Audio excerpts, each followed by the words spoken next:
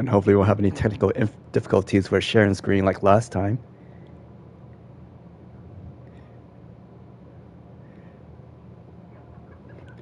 Yes, since Greg thought I would go for that.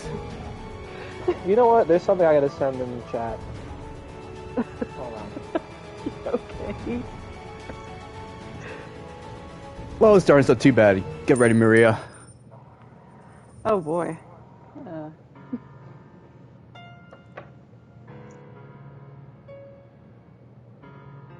I should look at this picture. Hang on. Yeah, Wait. check that out first. I just want to Wait. remind you guys. I just want to see.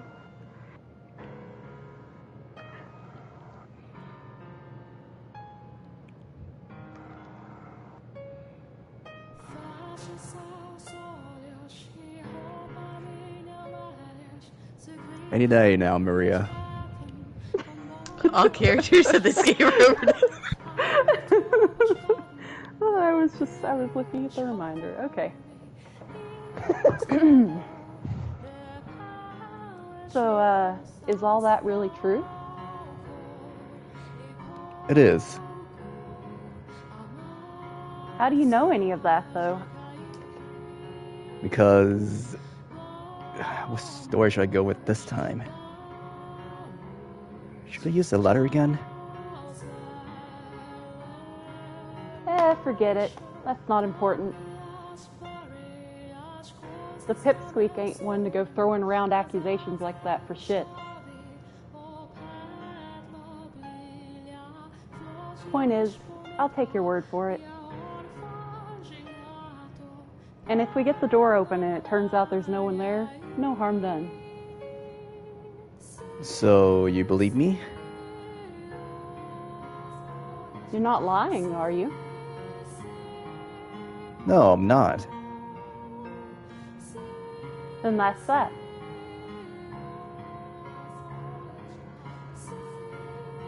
Frustrating part is, winning over a whore isn't going to get you very far toward fixing anything.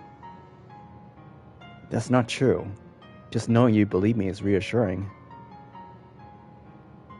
If you say so. Could I ask you something? You did come here in search of the Lord, didn't you? He has the third key, without which we cannot get into the tower. My gut tells me you're the one who's going to make that possible. Why would you think that? Because you have a very strong connection to him. You may think I'm sound crazy, but your souls are inextricably bound together. Our souls? Don't even joke. I know how it sounds, but that's the only way. Okay, you got me. I'm done lying. You're right. I came here looking for the Lord. There are rumors going around saying he's been seen coming in and out of the church here. So I figured I'd take the opportunity to cave his fucking skull in. You... what? What you gonna do about it? Call the guards on me? No, I won't. But tell me, why do you want to kill him? Why? What, are you not from around here? Well, you should know he's one hell of an aggressive ruler. I won't deny he's done wonders for the economy. The city's a great place to be if you're a merchant. Taxes are lower than anywhere else, and all you need is enough money and you can buy citizenship. But for the people who've lived here our whole lives, the poor, the peasants, those who need the most help, it's only getting harder to stay afloat. The gap's getting bigger by the day. While the main street's looking lavish and lively, people are literally starving to death on the back streets. He tore down this vineyard that's been around for generations to make room for more shops. And sure, you can import some damn fine wine from some other city. But where does that leave everyone who can't afford it? That reminds me. In the third door, he ran some other company's factory out of business for his own profit. Different businesses, same practices. Giselle? The merchants, especially those who came in from other cities, get treated like kings, but the Lord still has plenty of enemies. I see. So you're someone who doesn't think highly of him, then? Pretty much. What would killing one man accomplish, though? Not much, probably. It'll make me feel a hell of a lot better, though. Do you not actually know the Lord in person, then? I've met him before, so I know who to look for. But that's about it. There's none of this, oh, what'd you call it? Inextricably linked souls crap. No fucking thank you. Maria says she met him. And Morgana mentioned seeking prostitutes at the Lord's Manor when she was first taken there. Could she have been one of them, then? Changing the subject a bit, there's something I wanted to ask you about Pauline. Frankly, her being a nun doesn't make a damn lick of sense to me. What do you mean? I mean, this isn't what she wanted with her life. When we were kids at the orphanage, she wasn't exactly this pillar of faith. We said grace before meals, but only because those were the rules. All ceremony, nothing more to it. She appeared to be quite devout to me. I'm thinking something had to have made her that way, forced her into the role. The girl I knew was pretty unexceptional. Had her head in the clouds, though, so we never really got along. But she was always talking about how, when she left the orphanage, she'd find the perfect man, fall in love, get married. You could practically see the hearts in her eyes. They'd buy a comfortable house, have a few kids, maybe get a dog. It'd be a happy family, warm, peaceful. And every time she told me this, I'd snort and tell her she needed to get herself a more original dream, at which point she'd start crying and calling me mean. Wow. Maria was an impressively jaded 10-year-old girl. She was a girl in love with love. And now she's a bloody nun.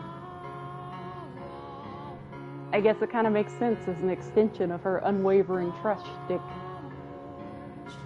But I mean, come on. Surely she could have chosen someone better to put that trust in.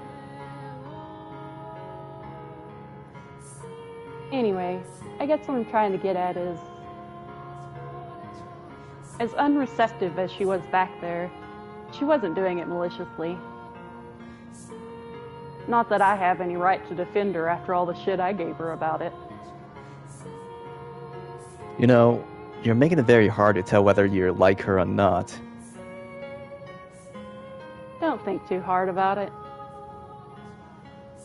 Just sticking up for an old acquaintance. Anyway, I think I'll head back.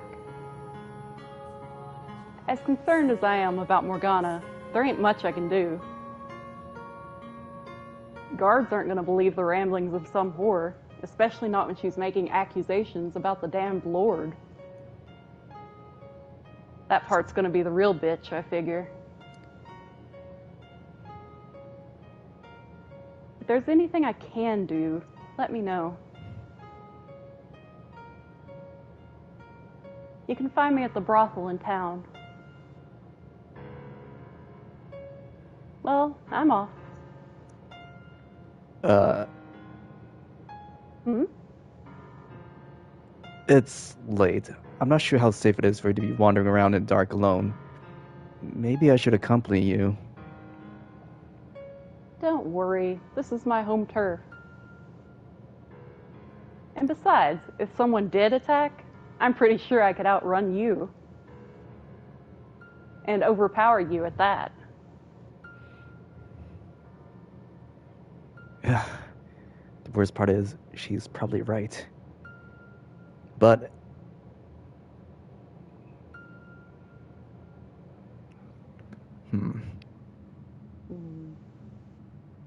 Gotta make a save here. Mm-hmm. Good Just point. in case. If you're certain, very well. I appreciate the thought. See ya. Hold on a sec. Hmm? Something else you needed? Well, like, if you could, for you to tell me about the time you spent with Morgana. Anything you can, no matter how insignificant it may seem. I want to know what kind of life she had there. How's tomorrow sound?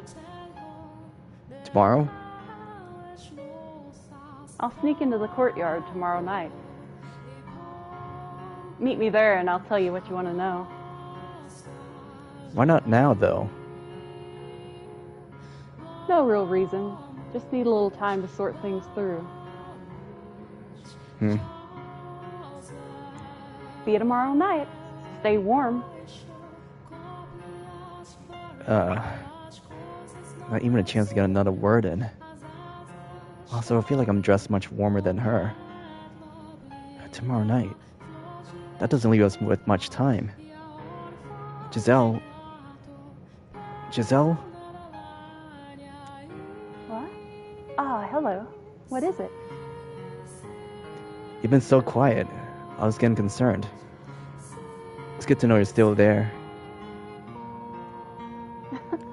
I guess I sort of dozed off for a bit. I'm fine, though. No need to worry. Are you sure? I think we should head back, too. We've done about everything we can today. You're right. Running into Maria was a great stroke of luck. Thanks to her, we now have confirmation that the nun is indeed Pauline. We potentially convinced Pauline to try and talk to the swordsman. Depending on how things pan out tomorrow, we could be getting very close to accomplishing our goal. I'm sure it'll be smooth sailing, just like with Mel. Certainly hope so.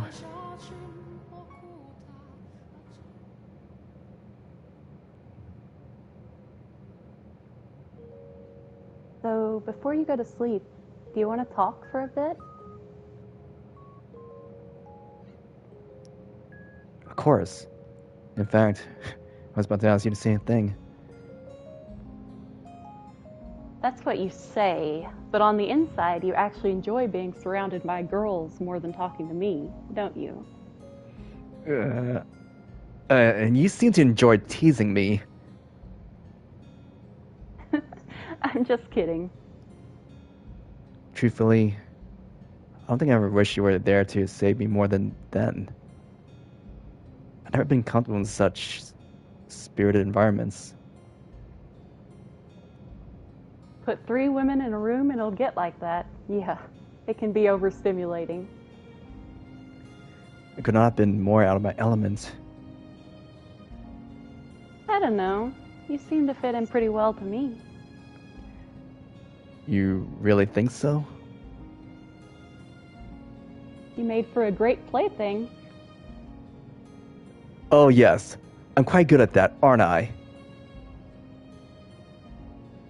I will say, there was one thing about the whole affair that surprised me.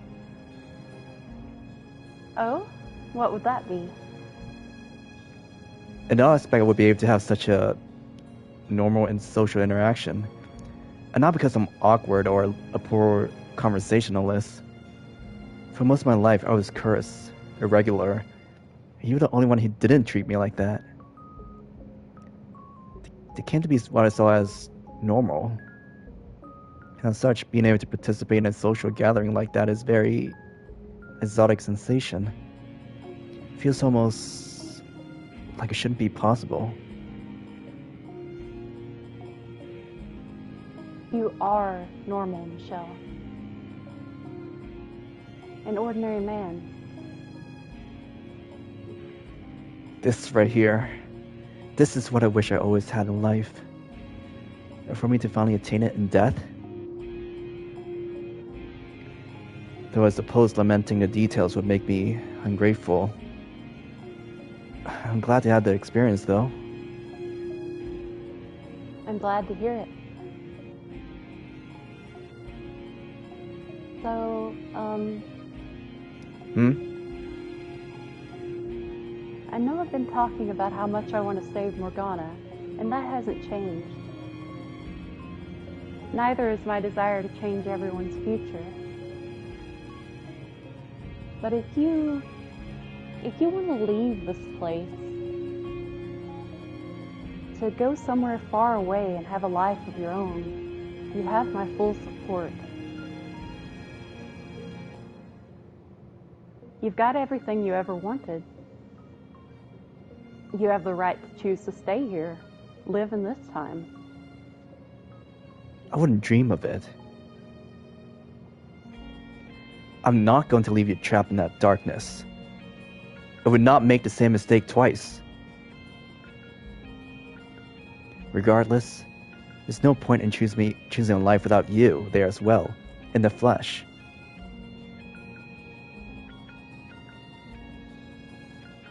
Okay then. Well, I'll be in here waiting. Hopefully not for long. I really think Morgana and I have a great deal in common. What? One, the daughter of God, one, a demon child. We're both forced into inhuman roles, living lives of solitude, constantly having things we care about taken away from us, including, ultimately, our lives. The big difference between me and her is that I had you. If you hadn't been there at the end of my mortal life, perhaps I too would have grown to despise those who have put me through such misery. Curse their very souls. She had no one, though. Not a single person to be there for her final days. From what she told us, though, her life wasn't all sorrow and misery. She did eventually come to find happiness in her time at the brothel. In fact, she even said that was where she learned to experience joy. I know there were a number of girls there. If Maria was one of them she was particularly close with, perhaps her being there could have a positive effect on Morgana. We'll have to see what she says tomorrow night. That we will. And then our time limit is noon the next day. So we need to have everything necessary figured out by then. Everything it would take for her to have a change of heart. I'm not worried one bit. I have complete confidence in you, Michelle. I am somewhat worried.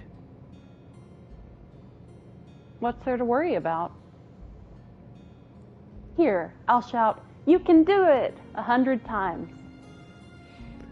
So you're planning to cheer me to death?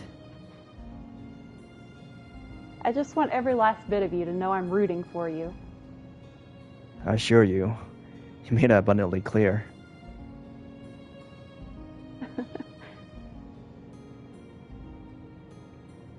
Hey, there was something I wanted to tell you, if that's all right.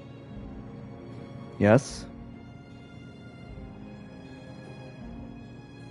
When I learned about your past and about your body, it came as a big shock to me. That said, I'm confident you know that my feelings for you haven't changed one bit.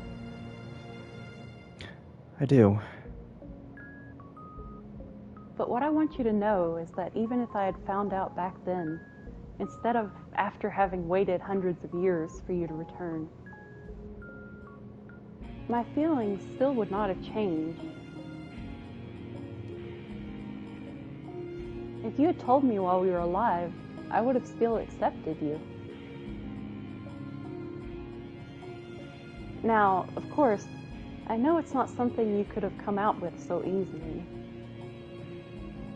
especially considering everything you went through because of it. We only lived together for a little over a year, and we were only partners for a month. So I understand how difficult it would have been to think I wouldn't push you away. But I'm not sure you grasped just how much I loved you, even then. My wounds ran deeper than even I knew. And them fully healing was simply not possible. Anyone else's touch, anyone else's warmth, my heart and body would have rejected. I sincerely wish I had expressed that to you more clearly. That it had to be you, that I needed you. I did believe at the time that I could start over with you. That we could have a normal life together. Or, well, I fooled myself into believing it. But I could never rid myself of the guilt and shame. How it's impossible for me to give that to you. I would imagine a future together. You, smiling with our children in your arms, playing with them, scolding them, teaching them. And I would remember I am capable of giving you those children. Of even engaging in the prerequisite acts. And the more I wish for your happiness, the tighter that guilt constricted me. I do apologize for not saying anything. You carried far more weight than any one person should ever have to carry alone. But you don't have to do that anymore. For one, I'll support you no matter what. And in this time, you're normal to everyone, not only me. You have allies. You don't have to take everything on yourself anymore. I love you, Michelle. I do. I absolutely adore you. Where is this coming from? I wanted to say it, so I did. Is that a problem? No problem. You're blushing, aren't you? Your cheeks are as red as tomatoes. I wish I could see you now.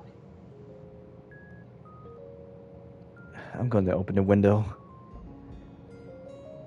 Why? It's night. It's going to be cold. Exactly. I need to cool down.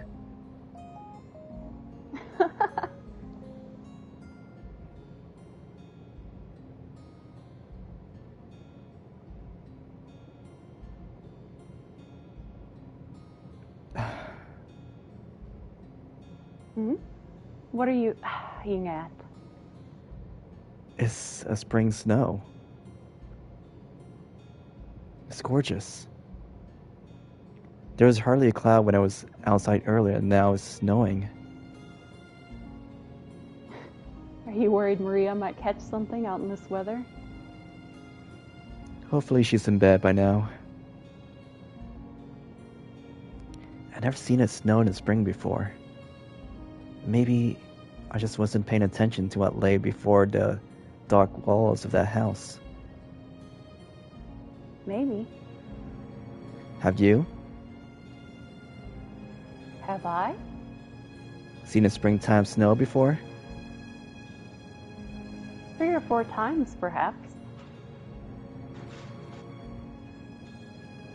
So not very often, no. Ah, so you've seen this already. Would it have been better if I hadn't?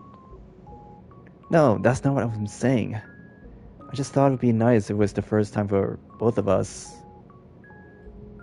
You sound like a little kid. Isn't that childish? Well, I don't mind either way. I'm so glad my first time seeing it isn't alone. Are you seeing what I'm seeing? Little specks of light drifting through the darkness. Yes, I can see it. It's beautiful. I'm happy I could see this with you too.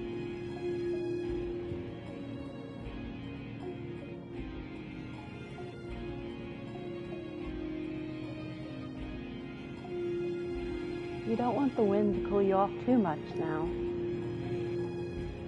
I think it's time for you to warm back up. Sorry, I was so engrossed by that sight. Maybe it'll stick and you can see it again tomorrow. The grounds will be quite lovely, covered in snow. But for now, you should get some sleep. I suppose. You already passed out once today. You need to make sure you're well rested. Hard to argue with that. I'll be counting on your help again tomorrow. Our success or failure depends on how tomorrow goes. That it does. Let's make it count. Good night, Giselle. Good night, Michelle.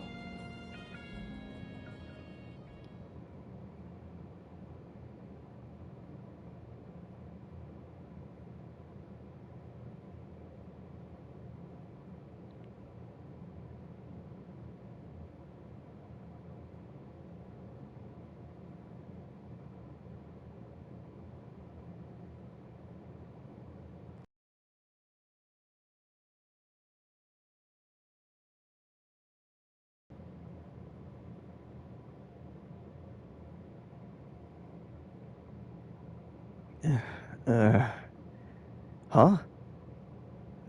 Uh, my head. It feels like someone drove a spike through it. What's going on? Am I in the cellar? Ugh. What? My hands are tied up behind my back. What am I doing down here? Wait. Giselle? Giselle? Say something, Giselle! Unable to make any sort of sense out of my circumstances. It's not long after I regain consciousness that panic begins to sink in. And the most unsettling thing of all, the most frightening detail, is the fact I can't hear a voice. Awake, are we? Are you the one who brought me here? What? You don't remember this morning? Morning. Right. I woke up because I heard someone enter the room. Then it hit me over the head. You're not dead, at least. That's good. What do you hope to accomplish by tying me up and bringing me down here? You remember what I said last night at supper? About me putting on a little slide show for you? What? I was reenacting the Last Supper, with you as the guest of honor. Oh, now I see. When you were asking if I had any family or friends, you were trying to find out if anyone would notice if I disappeared, if anyone would make any noise. You're sharper than you look. If only you caught on yesterday. Please, Giselle, say something. Giselle, why won't you answer me? Why can't I hear your voice? Why Can't I feel you there? You're a quiet one. I thought you'd be a little louder. What made you decide to get rid of me? Did the nun say something? She has nothing to do with this. I have permission from the Lord to act at my own discretion. Should I come across anyone acting suspicious? This doesn't seem in the least bit wrong to you? I wouldn't say that. You're an acquaintance friend who made a long trip to come see him and have you tied up in the cellar. That's not what I would consider right, no. But seeing as you're good enough friends for him to let you stay here, I assume he also spilled everything. He never had what it took, that boy. If I were to guess, it got to be too much for him to handle, so he went to a friend. To you. Leave him out of this. I see. So, how much did he tell you? If you come clean, I might even let you go. Get rid of him, have you take his place. I said leave him out of this! So you're determined not to talk, are you? What a loyal friend. Listen to me! Listen? Oh, I'm listening. Because I have a lot of talking to do. I don't have many chances to let loose. So I'll be taking as much time as I can today. He said in an eerily flat tone of voice as he draws nearer, pausing between each step as if to taunt me. And when he reaches me, struggling to get off the ground, Gah!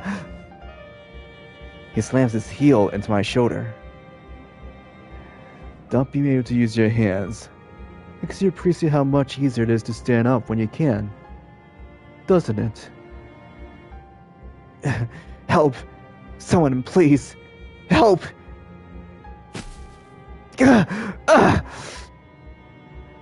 Don't waste your energy. No one ever comes back this far. And the door is so heavy your screams would never make it out. But that's the least of your worries.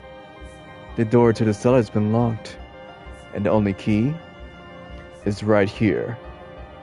There's no getting in. If you can run fast enough, you might have a chance of making it to the door and escaping. Want to test your luck? I doubt you can make it. He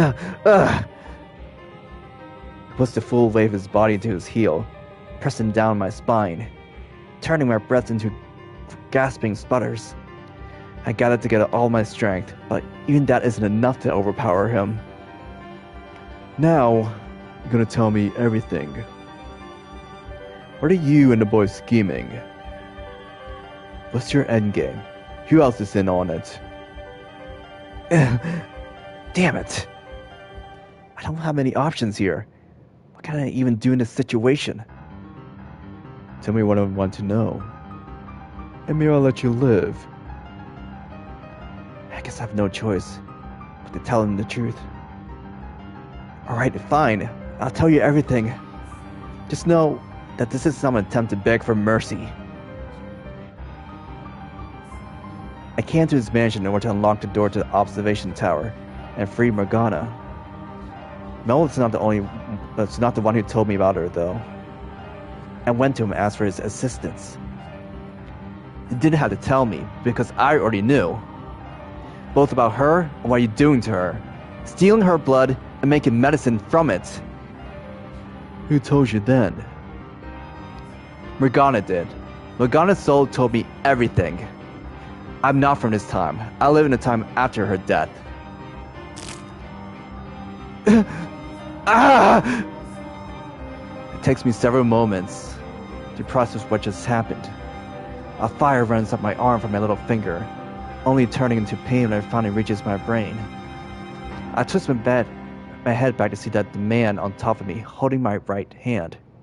My fingers snap backwards at the second joint.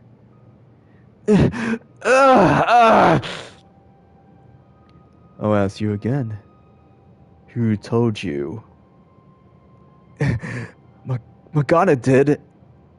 She dies on the day of the harvest festival. Next up is your ring finger. And then your middle. You insist on keeping this up. I'm telling you the truth! She bears so much hatred. She casts a curse on your souls.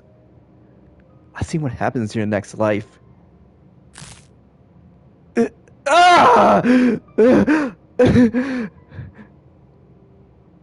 Now you're resorting to souls in next lives? I'm genuinely impressed. What lies are you going to cook up next, white-haired knave? If I don't set Morgana free, your souls will be enslaved for all of eternity, imprisoned in this cursed mansion. When the bell tolls noon, on the day of the harvest festival, you lose everything, all of your will.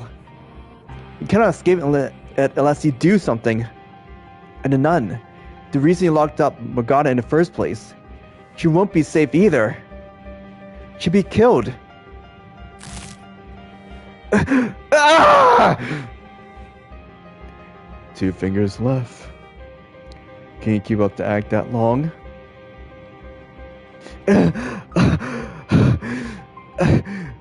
Everything I'm saying is the truth.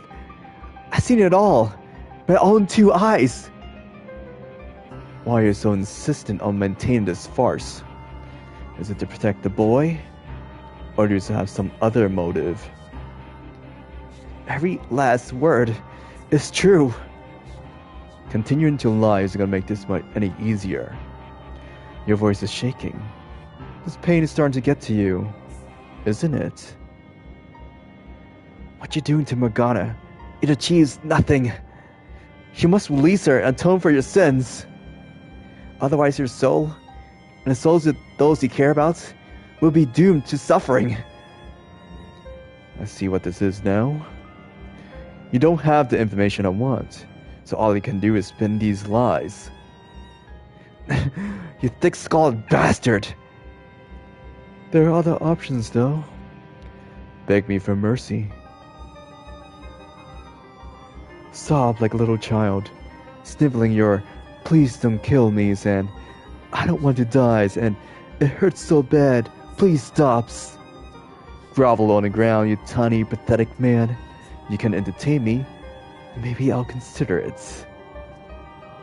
I will never shed another tear. And I will never beg for your damn mercy.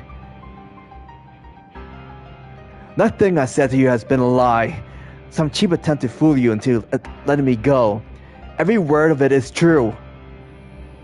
I know the sins you burden your soul with. I know the fate that awaits you in the next life. And I'm glad you tell you every detail.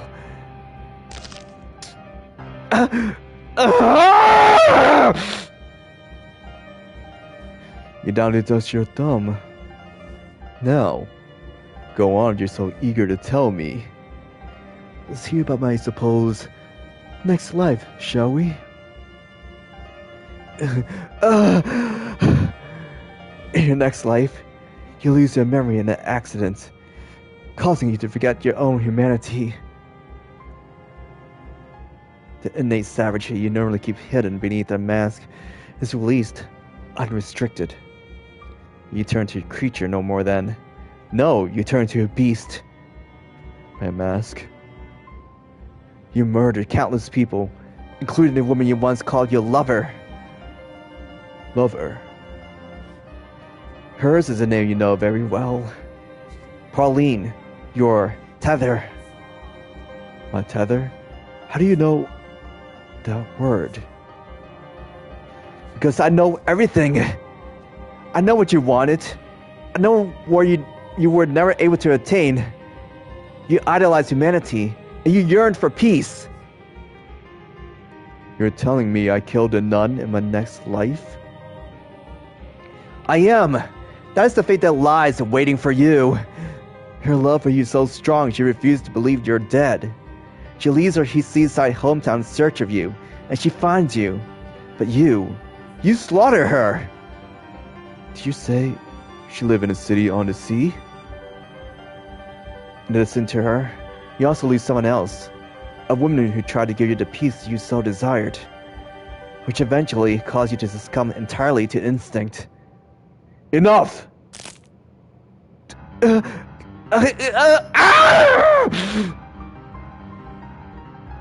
Alright, fine. Now I know what you are. You're no mere seasoned liar. You're some kind of evil spirit that sees humans. You're peering into my heart, tailoring your lies specifically to manipulate me. I have not. I swear, I've seen everything that happens. Enough! But there's a chance I can change your fate. All you have to do is seize your involvement in Morgana's imprisonment. Set her free. Allay the hatred she bears for you. Are you deaf? I said I heard enough! Release Morgana! Save your soul! Give her a better future! Silence! I think I'll take your arm off first. Cut right through your shoulder, nice and slowly. Don't.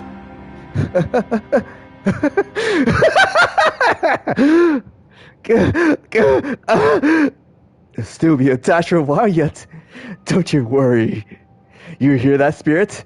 That's the sound of your flesh ripping apart. The sound of your muscles being severed. Not gonna be do much talking anymore, are you? Not through the pain, you aren't.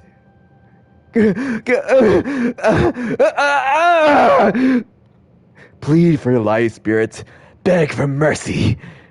Admit it wasn't at all a sham. Apologize. Let the room fill with your cries of agony. Nothing was a sham. Every last word. It's all the truth. I ripped that head right out your shoulders. I don't care who or what you are anymore. You're dead! Light. You will do no such thing.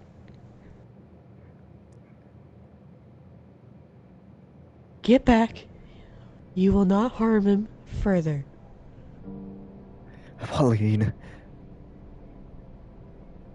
What are you doing here, Pauline? I told you to stay away. And the door was locked. I opened it. You! One of Nellie's hairpins was long enough to get into the lock and undo it. She won't be getting much use of it anymore, though. Busted up pretty badly in the process. The locks in the tower doors are too complex, but the one here is a lot simpler. Bet you never expected me to go cat burglar on you, huh? You stupid boy.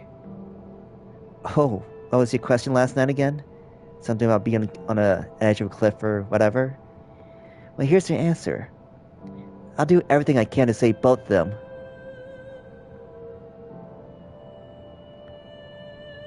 This is terrible. How could you? Oh my, you're badly hurt. Sit tight. I'll call for a doctor. Don't worry about me. You need to talk to him. To get him to talk. We got to do something about you, though. I'll get that wound patched up at least, so you can get it properly checked out.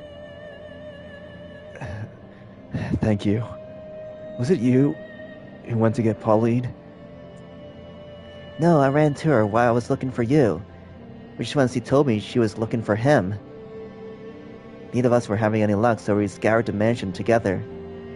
And when we reached the stairs to the cellar and heard her screaming, my worst fears were confirmed. So I picked the lock and here we are. Sorry we didn't make it sooner. This could have been avoided. God, look what he did to you. So much blood in your fingers. No, you made it just in time. My arm's still attached and I'm not dead. Either which would be true without you. So I guess that means I actually did something good for once? Did something for someone other than myself. That you did.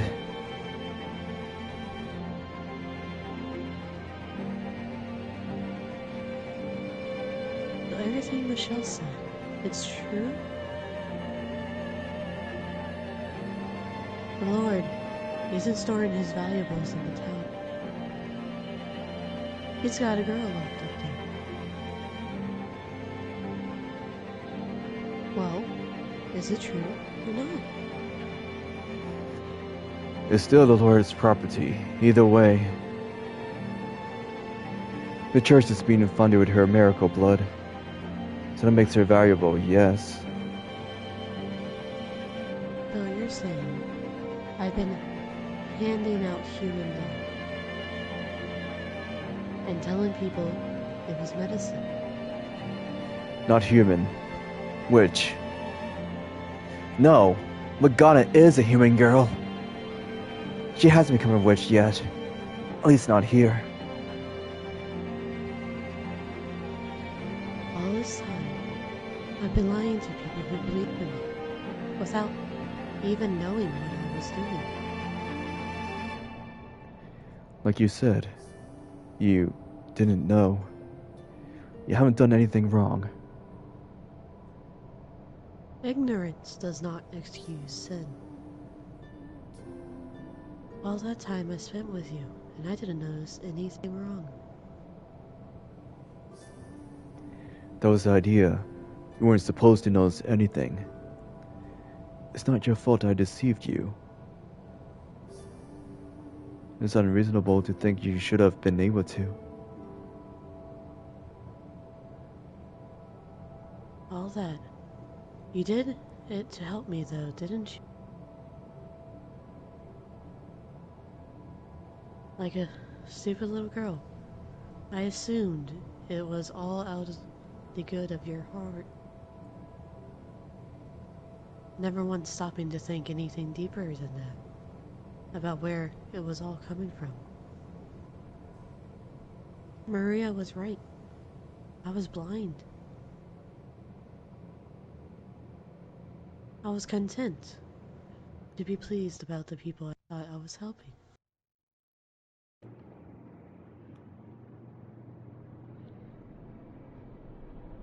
I want you to do something for me. I want you to set this girl, set Morgana, free.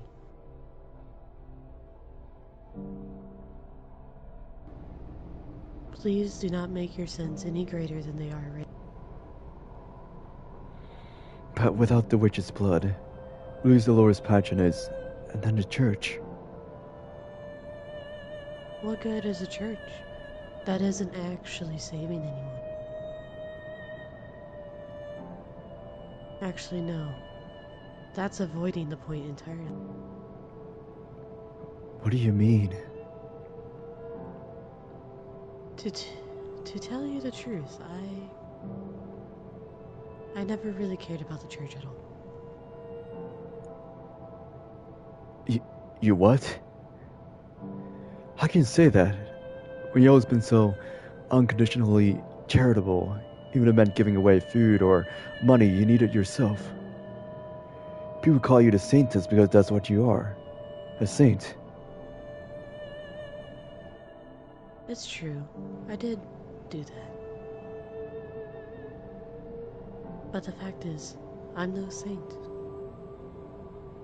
I don't deserve to be held up as one, nor do I belong in that position. I'm just an ordinary girl. I never wanted to be a nun. I just didn't have any other options available to me. And I sure didn't have the confidence to make it out there on my own like Maria. Though, I did as I was told. And to keep myself from thinking it was a mistake. From feeling you missed over that Thank you. Just keep going. I put everything from feeling dissatisfied with that choice. I put everything I had into my responsibilities to the church.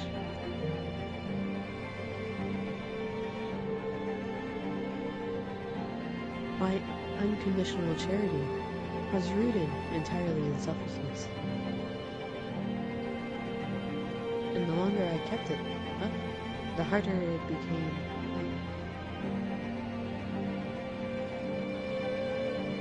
I forgot what I really wanted.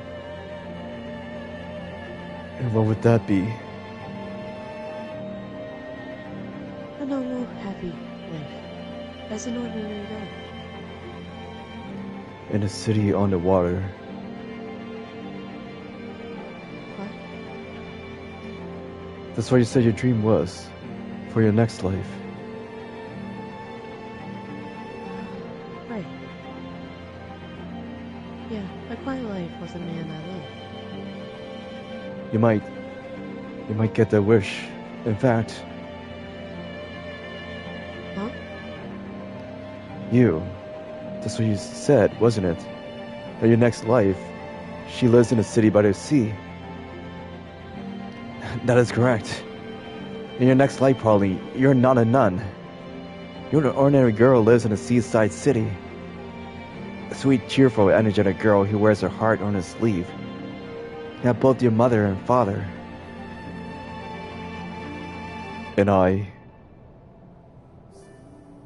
So you believe me now?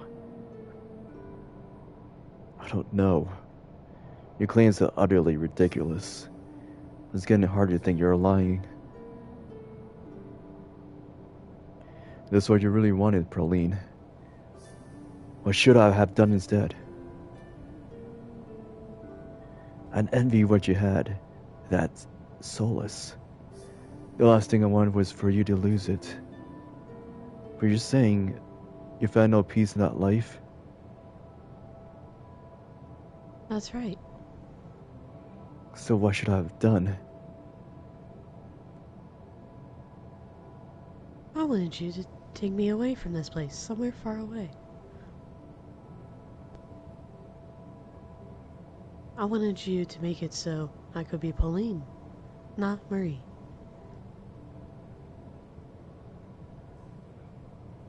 That would have been my ideal life.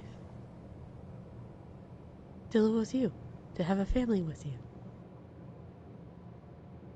How was I supposed to know?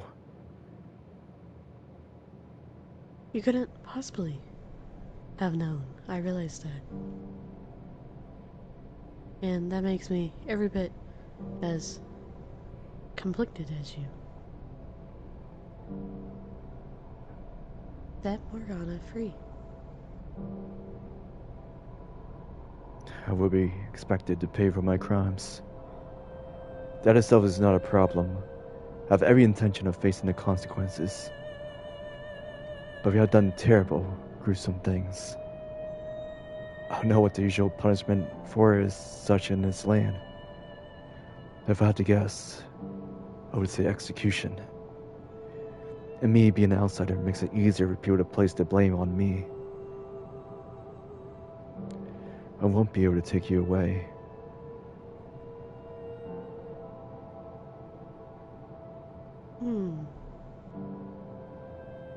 We'll find each other again in our next lives, okay? Okay.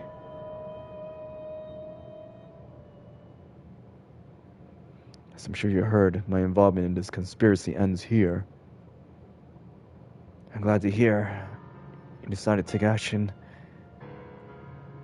Sorry about your fingers and arm. I'm still alive. That's what matters. The third key is in the Lord's possession. You said you needed it by noon of the harvest festival, yes? Which means we need to act quickly. That's correct. We must set Morgana free before the bell tolls noon tomorrow. Then tonight, that's the next time the Lord will be here. Tonight, I'll kill him and take his key. Wait. No, we're not shedding any blood to get his key. Do you remember what I said a few minutes ago about not committing any further sins? He's not likely to hand over the key without a fight, though. We need to convince him, not force his hand. Besides, simply opening the door is not enough. Why not? I go here to save Morgana's soul. In order to do that, I need to pacify at least some degree of the hatred she bears in it. A hatred rooted in her perception of you and the things you've done to her. I need to change that perception. I'm not quite following. What do you mean by change her perception? For you and the Lord to tell your stories, to describe what happened from your perspectives. You want my perspective? I do. Something in your motivations or your circumstances might serve to lessen the animosity she holds for you. The greater the discrepancy in what she believes to be the truth and the full story, with everyone's perspectives included, the greater the chance she may have a change of heart. Okay, now I understand what you want from me. However, my perspective would do nothing to serve that end. There's no ambiguity, no justification for my actions. Regardless, I'd still like to know the whole truth. Are you willing to tell me you're part of it? Okay. I'll come by your room later today.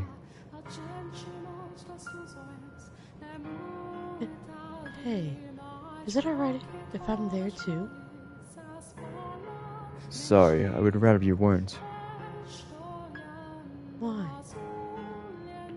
Everything you need to know, I told you already. I captured a witch. No, I kidnapped a young girl of a prophet and imprisoned her in a tower. My motivation, as I said, was to keep your church funded. Those are the facts.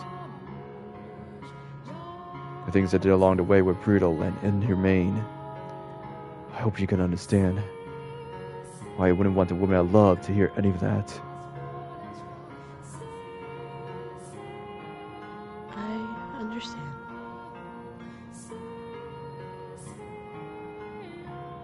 I'll see you again later in the day. I'll be waiting.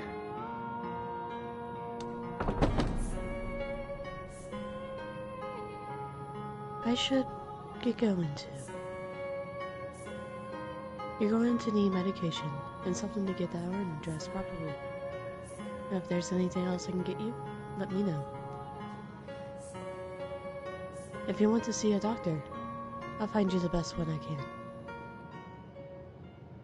I'm so sorry for ever doubting you. No, I understand. I'm glad you came at all. Me too. Well, see you. I'm kind of surprised. He actually got a soft spot, huh? I was sure you were full of it when you said the two of them had a thing going. What does she see in a guy like him anyway? She got bad taste in guys, that's for sure. What? What's with that look? Just admiring your rather inappropriate remarks. Sorry, I was just relieved to... It kinda came out. It's okay. You almost got a smile out of me. I've never seen you smile before. I blame being relieved, too. Now, would you mind helping me get back to my room? Sure, no problem. My shoulder's all yours. You know, you really are something else, Michelle. I could hear it through the door as I was getting it opened. And honestly, I'm amazed you're able to stand up to him like that. I don't get my hopes up too high just yet. I'm starting to think you might actually be able to do something about the Lord. And that's reassuring. Thank you. Sure. Anyway, let's get going. You should get as much rest as you can until he shows up. Well, I mean, you should be going to see a doctor with these wounds. Oh yeah, Nellie's been worried sick about you all day. I had to tell her not to pounce on you because I'm sure she'll come running as soon as she hears we found you.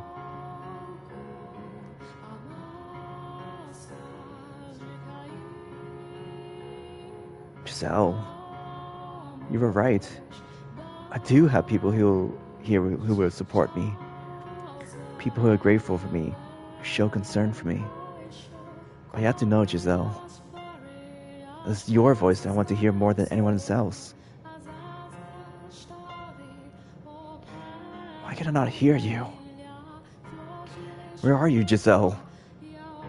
Giselle?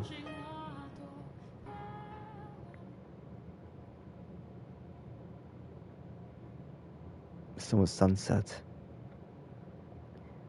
Looks like the snow didn't stick. Couldn't actually see the snow last night, could you, Giselle? Was that when the light started fading from the spear darkness encasing you? It had been going on even longer than that. Why didn't you say anything? Not a word. I don't believe you're gone for good. You're still out there, somewhere. I know it. And I will come for you. I swear it. Just a moment. Here I am, as promised. I heard you talking, so I thought there was someone with you. But you're alone? It's only me. Yes. I see. As I told you earlier, my perspective on events will do nothing to change Morgana's mind. I would still like to hear what you have to say. Alright. Not being from this land, I don't believe in the local god, nor do I think priests and preachers any better than con artists. Where did that come from? What I'm trying to say is that I give a confessional, it won't be to another human. Huh? You're an angel.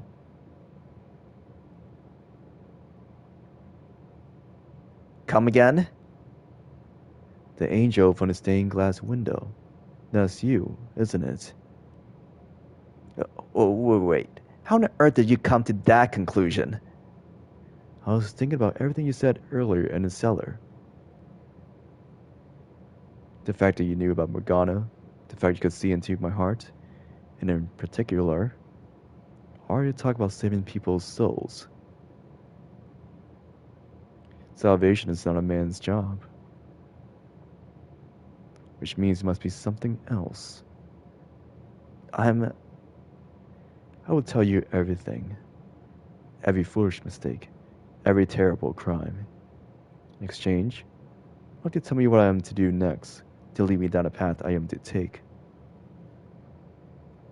I terrify myself. With every passing day, my ability to tell what direction I'm supposed to be heading in dulls. So after I tell my story, I want you to do that for me. Please.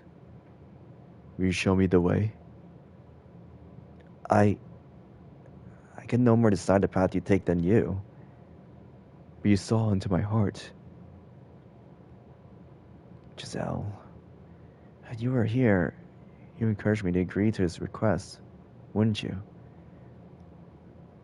Okay. I can't guarantee that anything I'll have to say will be of use, but I'll do the best I can to lead you in the right direction. Thank you. Now, before I begin, there's one thing I need to clarify. I am not in love with Pauline. She does play an important role in my life, though. That much is true. She's your tether. Exactly. I suppose you could say, admire her. She's everything I am not. Everything I cannot be. Is that something I should tell her, you think? That I don't love her? That I am capable of feeling love? Should I tell her that, knowing she genuinely loves me? My instinct tells me I shouldn't. I know very well I'm lying to her. But there are circumstances in which a lie is preferable to truth, are there not? With that said, I'm ready to begin. You have my full attention.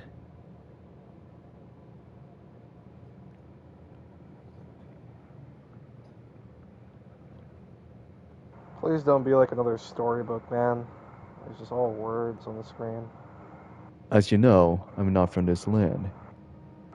The issue is, I know any more about where I came from than you. I remember the Silk Road, stretching out before me as far as the eye can see. Clouds of dust wisping across the bare dirt trail. The endless expanse of red earth remains branded into the very fabric of my mind. But beyond that, most of my memories are gone. I can only clearly remember the last 5 years or so of my life. In my oldest real memory, I was a slave. I didn't work on some nobleman's estate, but instead I did physical labor, construction work. I built roads and buildings, tore down hills and mountains. That's where it was decided something built like iron would be the most use, I suppose. Well, I don't need to tell you this, living conditions were miserable. Other slaves withered away and died on a daily basis. Working in a noble's estate would have been easier, without a doubt, if only for the fact I would have a specific master. I don't remember anything about my life before becoming a slave. All I have are those few images, from which I can guess I was part of a caravan. Or perhaps a messenger.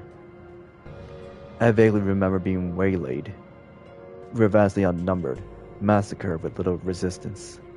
Or at least I assumed that's what happened. When I next woke up, I'd been stripped bare and was surrounded by men I didn't recognize. The words they spoke were gibberish to my ears. I could tell from their tone of voice and expressions that the things they were saying were not friendly. They seemed to be mocking me, laughing at me. As you might expect, I attempted to protest, but evidently, I'd been beaten quite badly while I was unconscious. My joints were stiff and swollen. On top of my dehydration, so I could barely move, let alone put off a fight. As strong as I might have been at full health, I was in no condition to do anything then. I have no idea what that's like, how it feels to be abused and humiliated, desperate for food and water. Oh, I see. So as I was saying, I was a slave for one grueling, torturous year. No one treated me like a human being. There's no one from the same part of the world as me, and there was no one to come to my aid. Over time, I came to learn their language, though I can only speak it. I know how to read or write. But to be honest, I think I was happier not understanding what people were saying about me. That many words to describe me, none of them flattering. Some of them would even call me beast. And the longer I was treated as something less than human, the more I began to question whether I really was one. A darkness grew inside me with each repeated insult. I wanted to make them pay for the daily abuse. And who wouldn't? The desire to exact vengeance when you've been mistreated is only natural. It's perfectly reasonable. But they were right about what I was deep down. A beast. My revenge went far beyond what could be considered reasonable.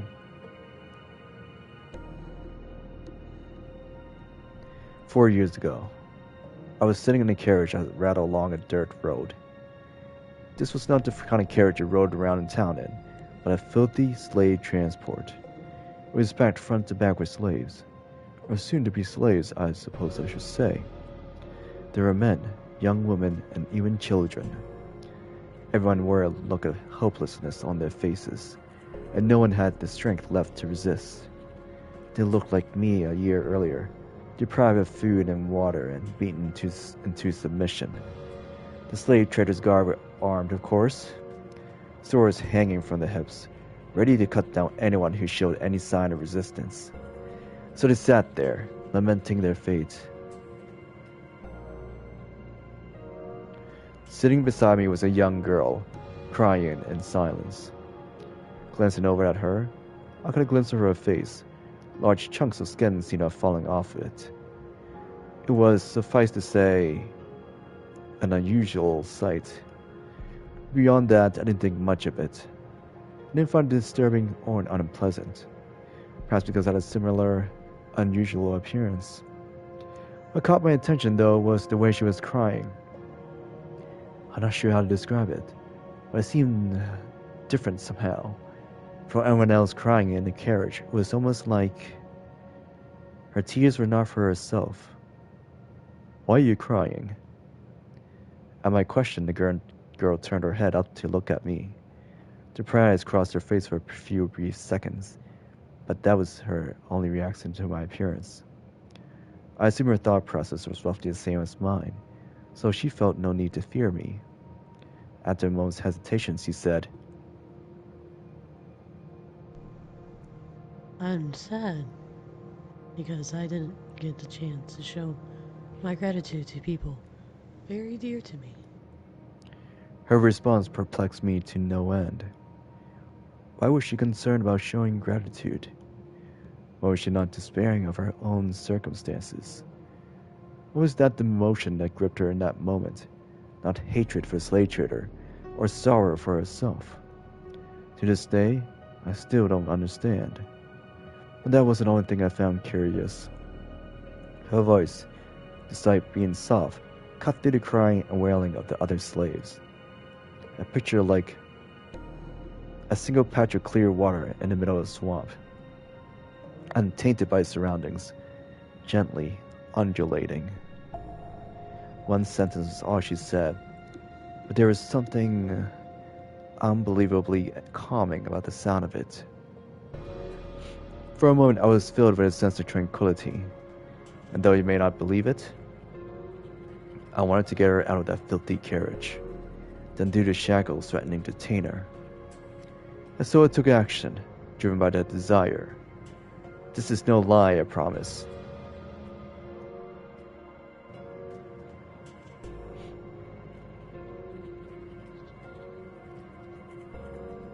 Slave trader Greg. No, no, don't kill me. Please, you can have all my money. You can go free if that's what you want. I'll apologize. Anything.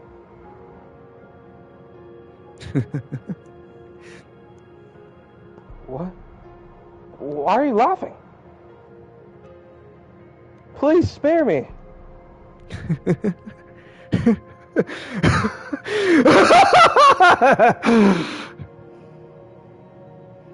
I have a wife and children. Please.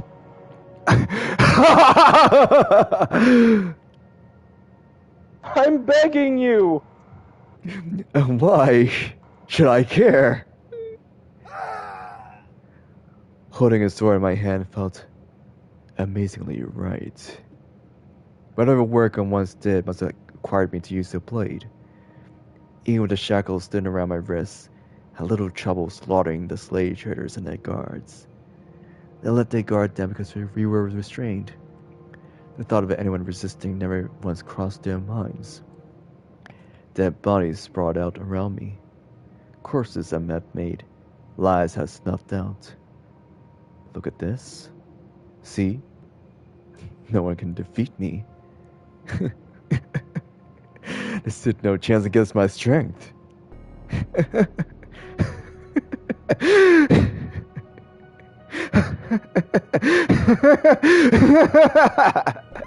More. I need more. I need more. I didn't have the words to describe the high it gave me. Killing those men devoured the power I felt over them. I was driven mad by the stench of blood filling the air. No, it just drew out what was always there.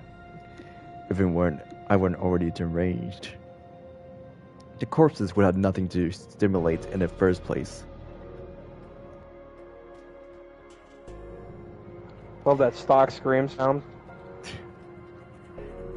After taking the keys off of one of the slave traders, I returned to the carriage. Stopped doing my best to act calm and suppress the bubbling exhilaration.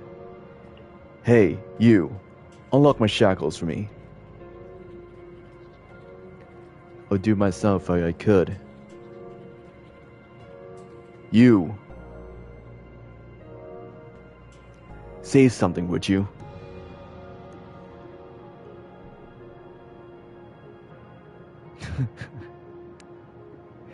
But she said nothing, simply removed my shackles as commanded. If she had said even one word, let me hear that curiously calming voice of hers. Then in all likelihood, I probably would have stopped there. But she remained perfectly silent. Everyone was in shock at what they had just witnessed, her included. In time, though, the slaves started cheering. The same people who had been wailing minutes earlier were now shouting praises. Greg. Our savior! You are our savior! We're free to go home! We can have our lives back!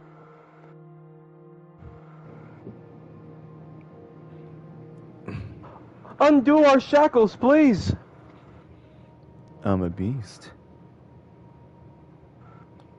What? I'm not a savior. I'm not a man. I'm a beast. Isn't that right? I'm a beast, aren't I? What are you? More. I need more. I thirst for more. What? Why are you pointing your... I need more! Oh God! In that moment, the last of my reason dissolved. I went to her frenzy, slaughtering the helpless slaves I had never intended to kill. I was euphoric. I couldn't get enough. I reveled in it. Never before had I felt such utter ecstasy. Their cries for mercy as I ripped through them were delicious. The look of fear in their eyes, the way their faces twisted, the splatters of blood around their mouths, open in screams. The despair that filled them. I didn't care anymore that they were just as much victims as me, that they had suffered the same abuse and humiliation. All that was buried beneath the waves of bliss that ravished me. Everyone who asked to be spared, I skewed. I worked my way around the inside the carriage, killing dozens upon dozens of slaves. Heads went rolling off shoulders, heart gushers, geysers of blood spewing from open necks. I was practically wading through blood by that point. Some bodies had completely dismembered. Others I disemboweled, leaving their entrails to hang out their open guts. All of them had looks of agony frozen into their faces as death took them.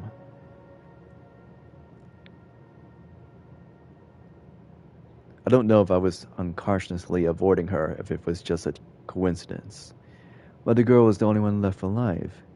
She, of course, hadn't been spared the mess, so she sat there, drenched in sticky, red gore. Her lips appeared to be trembling, though I couldn't tell for sure, with so much of her skin missing. The fire inside me still burned white hot. She was the one reason I had done any of this in the first place. I stood up because I wanted to set her free, but my original intentions were long since gone from my mind. Raw pleasure overwhelmed any sense of reason. I approached the girl, pointing the sword at her neck. I expected her to scream, to beg for a life like the others, but she did nothing, simply stood up at me. Why didn't you run? At my question, the girl finally spoke. Why did you kill him? The sound of her voice quelled the furor within me. It baffled me.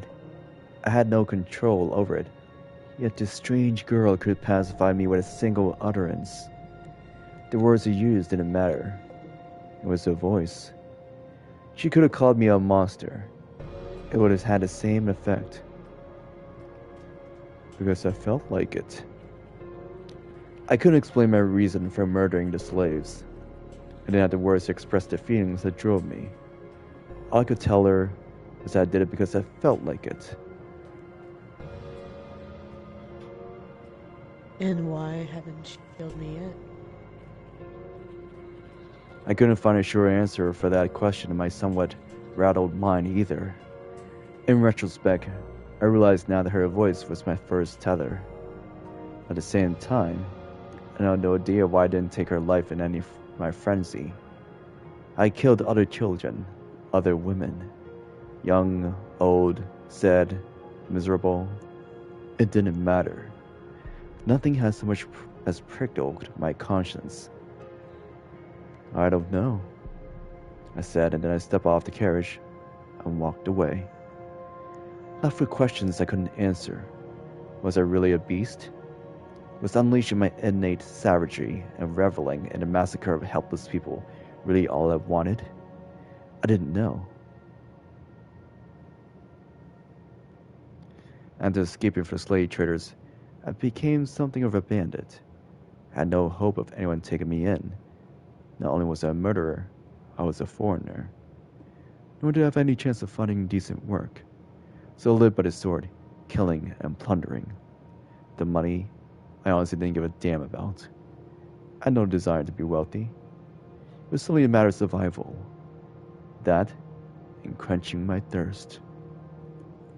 I went on for about 3 years like that.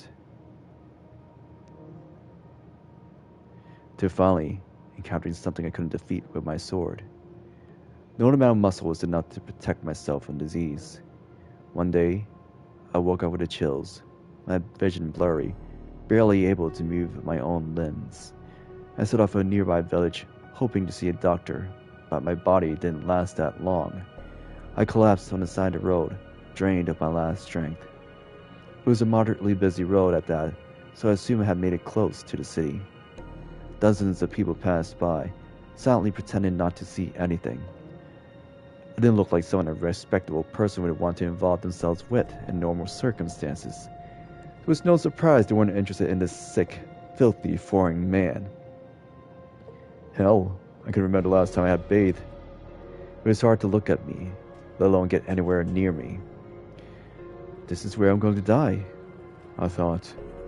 It seemed like a suitable end to a mad, murderous monster's life, withering away on the side of the road beneath sneering passerbys. The fact that I was still alive at all after 3 years of leeching off of other people's lives was, itself, wrong. I didn't lament my impending demise. I accepted that such was the way of the world. But then, I glanced up to see a woman in a nun's habit, looking down on me. Are you alright? Are you sick? I'm going to check your temperature, okay? Wow, you're burning up. You shouldn't be out here in this condition. Do you not have anywhere to go? Don't worry, I've got you covered. There's a church not far from here. Hang in there just a little longer, and you'll be fine. And what is your God going to do for me? He helps people in need.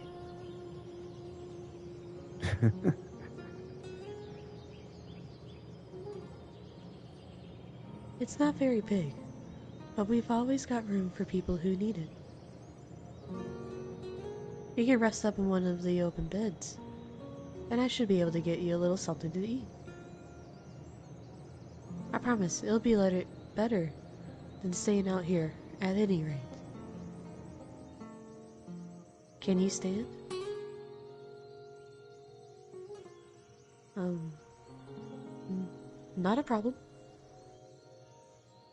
We can do this together.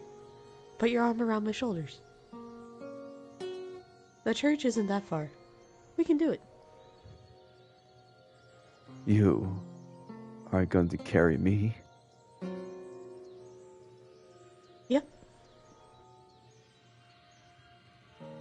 You'll be fine. We'll make it one way or another.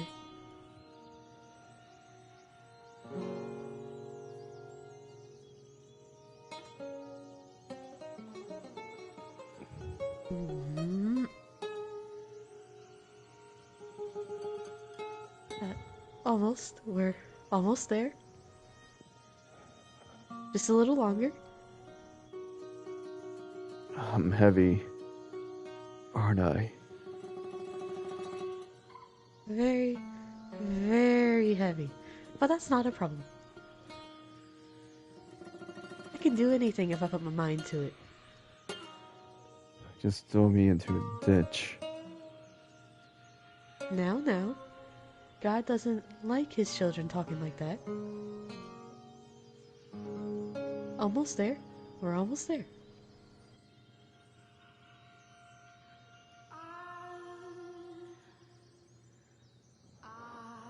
So, how are you feeling? Better, I hope? I'll have some applesauce on the bedstand, if you're feeling up to eating anything.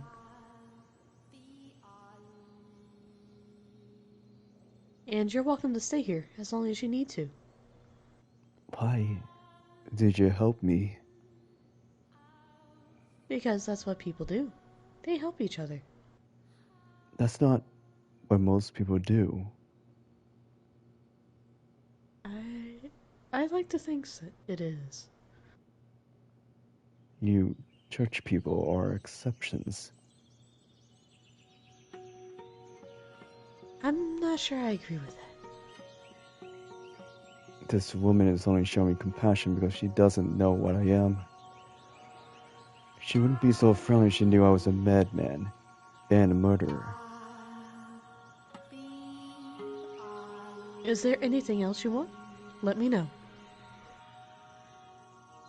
I can't make you any fancy dinners, but if it's anything I can get, I will. Could you tell me your name? I'm Marie. Marie. After, who was it? The Virgin? You're not familiar with the Virgin Mary? Just look at me. I'm clean enough from these parts. Yeah. I can see that. So that would make you a traveler.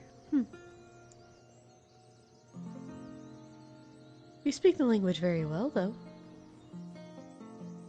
I take it you've been here for a while, then. Yes, I have. How exciting.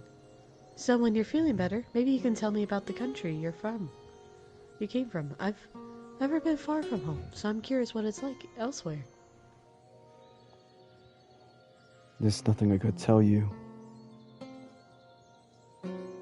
It can be anything. Tell me about yourself if you want.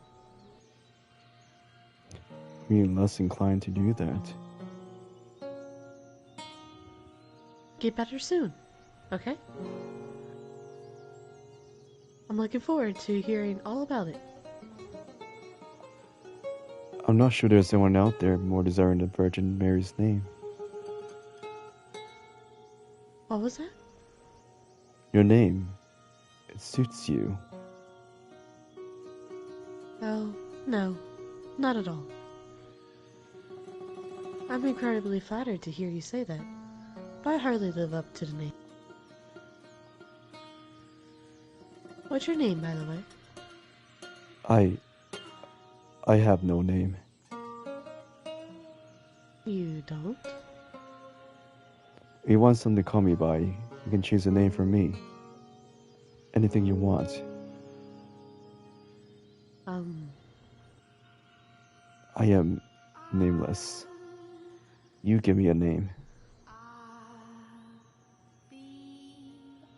I think you should be the one to choose your name. I'll be more than happy to help, though. But you should go with the name you think is best. I see. Well, I should get going. I'll be around if you need anything. Just holler. Bye then. How am I supposed to choose a name for myself when I don't know anything about me?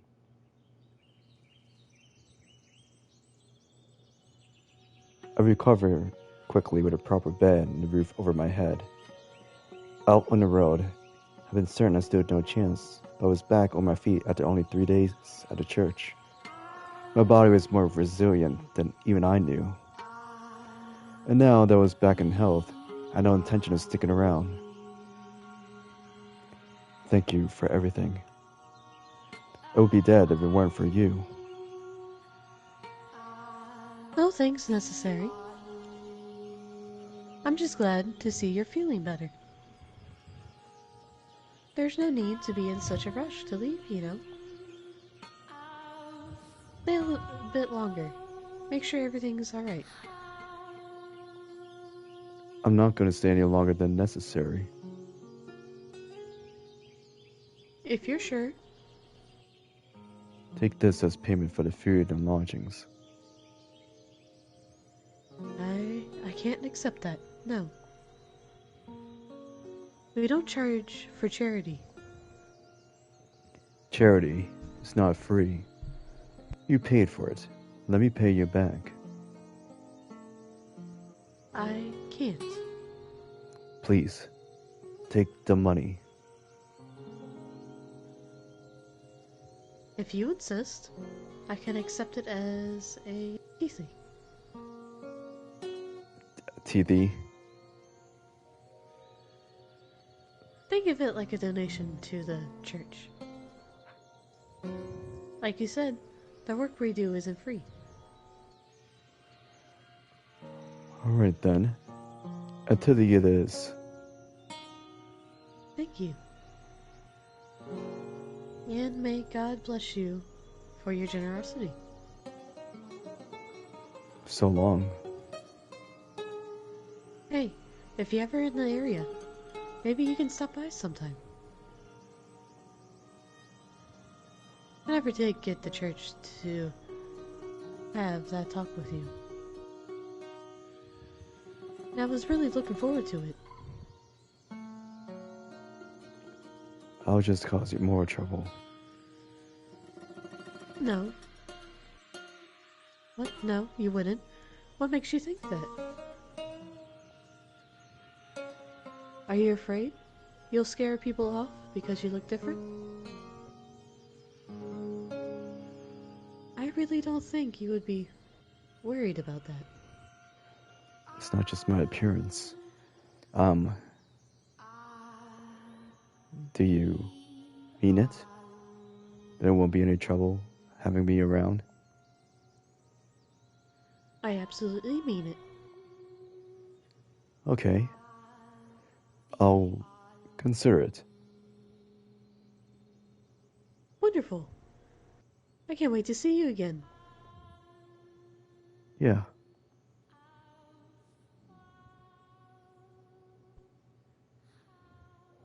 Believe me, I knew I had no place involving myself there. A killer making himself comfortable in the house of God. I don't even believe in their deity, as do know that was nothing if not extremely disrespectful. The money I had donated to a church wasn't even clean. It was stolen. I didn't feel the slightest bit guilty about it, though. I was more than conscious of what I was doing, but none of that mattered to me. She just smiled when she took it. That was enough. Seeing the nun smile put my heart at ease, much like the sound a slave girl's voice had several years before. It restrained me, suppressed my urges. That smiling face was my new tether. I'd always believed I was at my happiest while torturing people, that my thirst for murder was ingrained in my soul, and as exhilarating as taking others' lives was. There was a part of me that yearned for peace. I'd gotten a taste of that with her, and I wanted more. Even though I had no place in that world, that peace was something I would never attain. Still, I longed for it.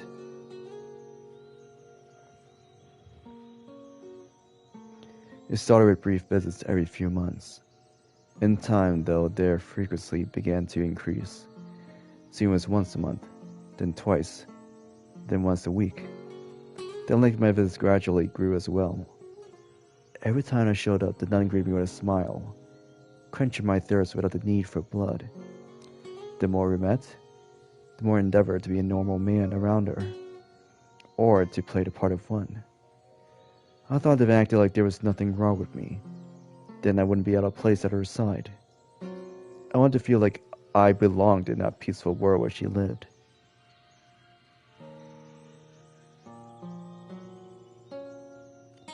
Ah, it's the giant man, Marie. The giant man's here. Giant? Ah, hello there.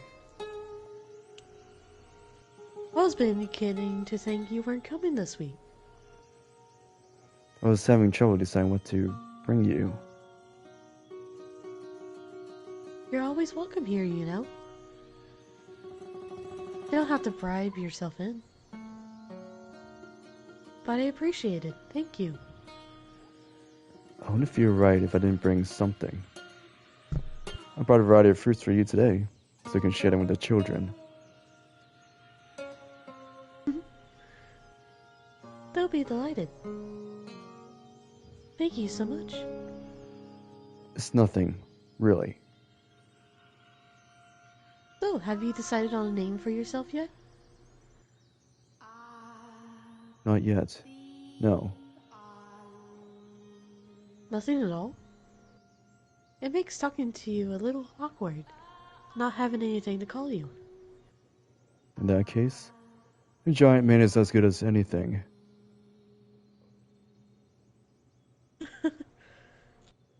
Did he get under your skin?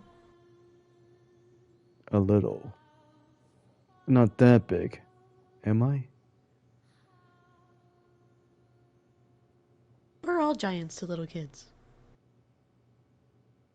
I do wish they'll be a little less blunt about it sometimes, though. Indeed.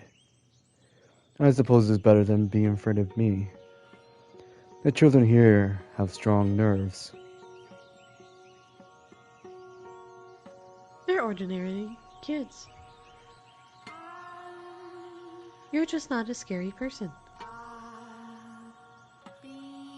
They only assume I'm harmless because I'm with you. What? You make it sound like you actually are dangerous or something. Because I am. Don't get worked up about it. The only thing different about us is our race. Everything else is exactly the same. I'm not so sure. You must have some pretty awful experiences because of your appearance then, to make you so concerned about it. I wish I could say I understand your pain. That's not necessary. But if I could, then maybe I'll feel a little closer to you.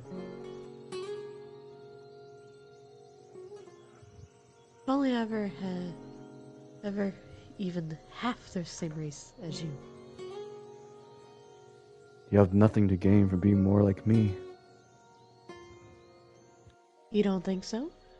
I think there's a lot that would be nice about it. I would probably have really pretty black hair at least. If I'm ever reborn, I like to be more like you. Why are you so obsessed with being like me? I, um,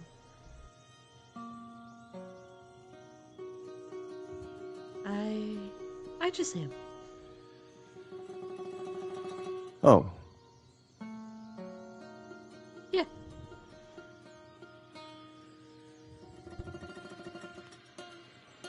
that was about the time I started noticing the feelings she had for me. At first, I thought it was simply being egotistical. There's no way a woman like her would be interested in a man like me. But I couldn't think of any other explanation for the way she looked at me. Back then, I believe I loved her too. And that we could be together, as man and woman, that I'd finally be able to attain the peace I so sought. I could wash my hands of the killer within me, defeat the urges once and for all.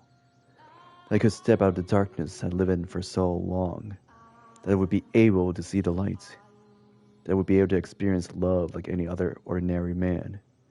So in the name of that hope, I took action. That foolish, naive hope.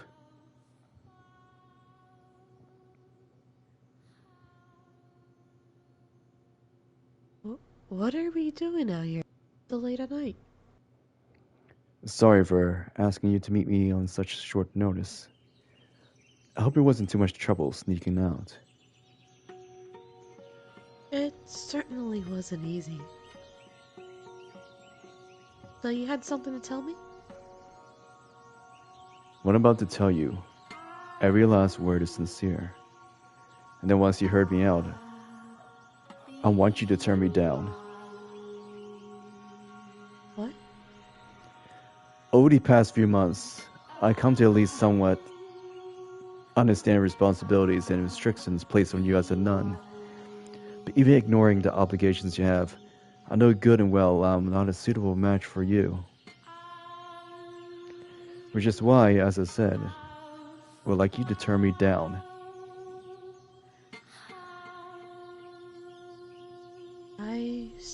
I still want to hear it.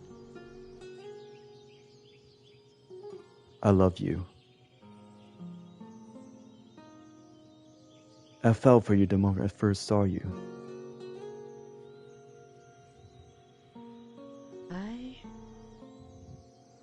I know I don't deserve to be anywhere near you, but every time we meet, my desire to be with you grows stronger and stronger until it's out of my control. Turn me down, Marie, please.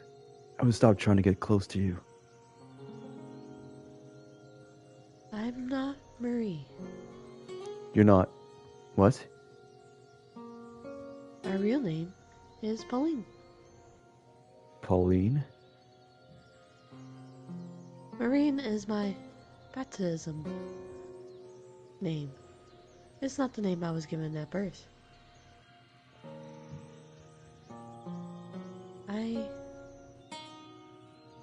I love you too. I fell for you the moment I first laid eyes on you. I know it's forbidden, but I want to be with you too. Any free time I have, I want to spend it with you.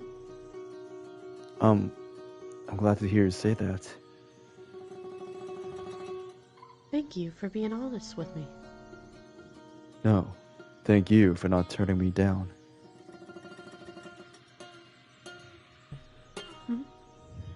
Wow, talk about an anxious day. When you asked me to meet you out here tonight, I wonder if that might be what it was about. It felt like my heart was going to explode all day. Heart. Explode? Guys get nervous about telling girls about how they feel too, don't they? Yeah, we do.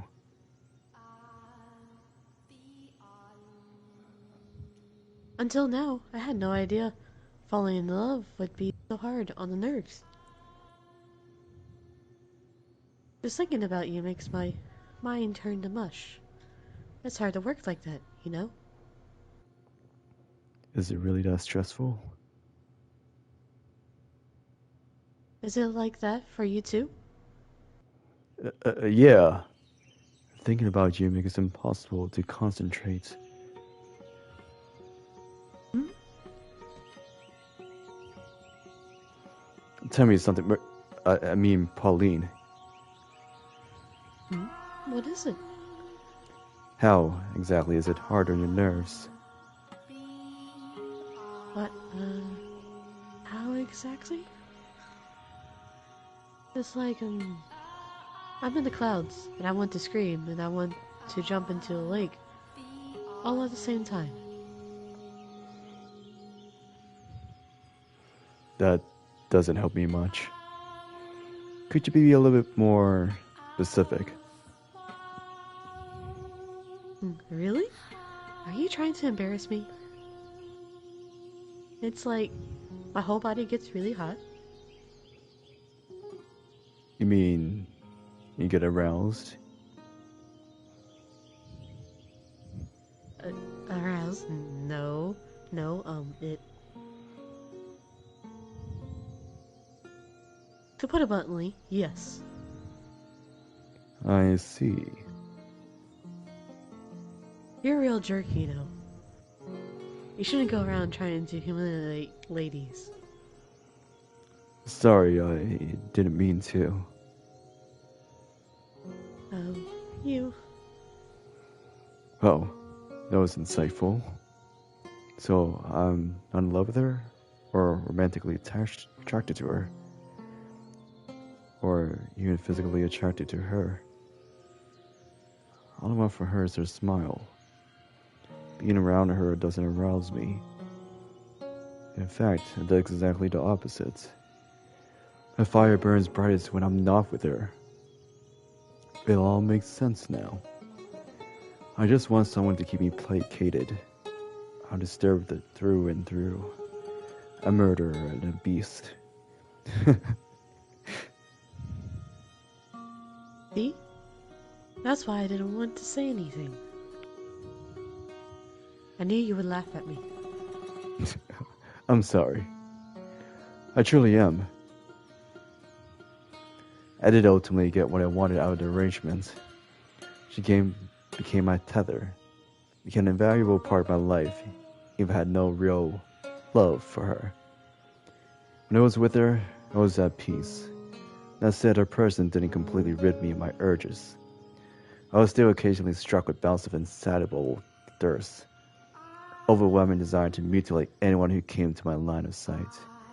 And sometimes Pauline became the object of that desire. It goes without saying that I never did draw my sword on her, but I had no way of knowing when I might lose control. If I ever did kill her, then there would be nothing left to keep me from regressing completely into a beast.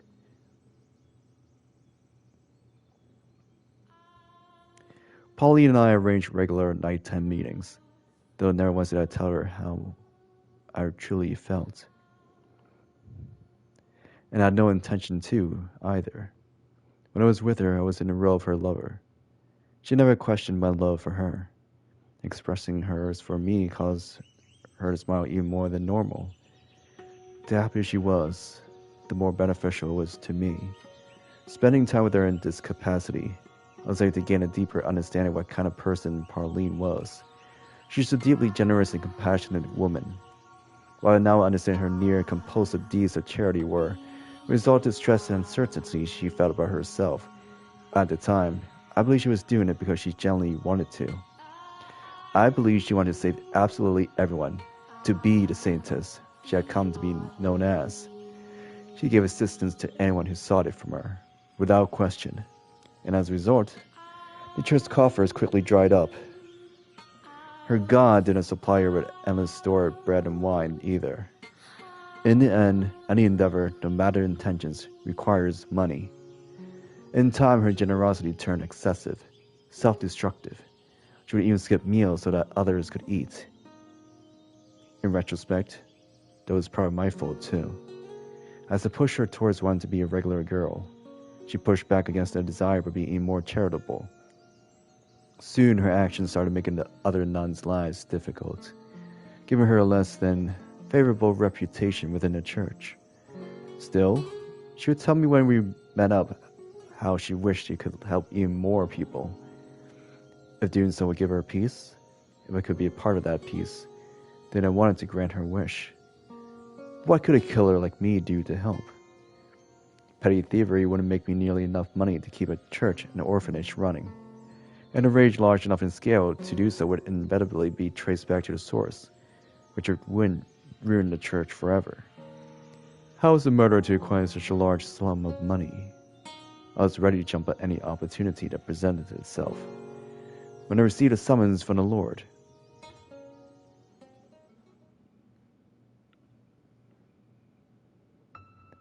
I take it your Oriental men have been seen buzzing around the local church of late?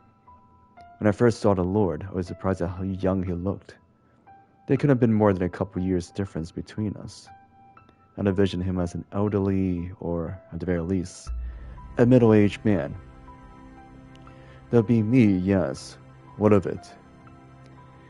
You think you're talking to, you impudent rat? Show some damn respect. Apologies, I'm not very familiar with the local customs or language. Very well then. You're fortunate I'm such an understanding man. Now for the reason I called you here. You're the one who killed that cart full of slaves 4 years ago, aren't you? So you know about that. Ha! I wasn't actually sure it was you, but now I have confirmation. Since then, one slave of Far Eastern origin has remained unaccounted for. I think that would be you. That's right. I mean, one hell of a mess out there. Am I here to be punished? That depends how our talk goes. I think I'm going back to being a slave. You're fooling yourself. I don't need more damn slaves. I certainly don't want you as one. You're obviously not finding a respectable work being a slave. So take your still in the business getting your hands dirty. Are you not?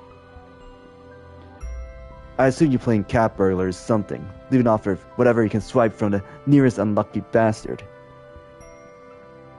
Correct. Is it comical then that you would choose God's sacred house to stretch your legs in, you filthy dog? I absolutely agree. I thought they would get a reaction out of you. It seems you just got no bite in you today.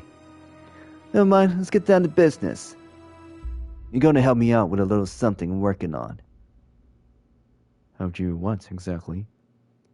Something that's going to make me a lot of money. And if you lend a hand, I'll make sure you're well taken care of.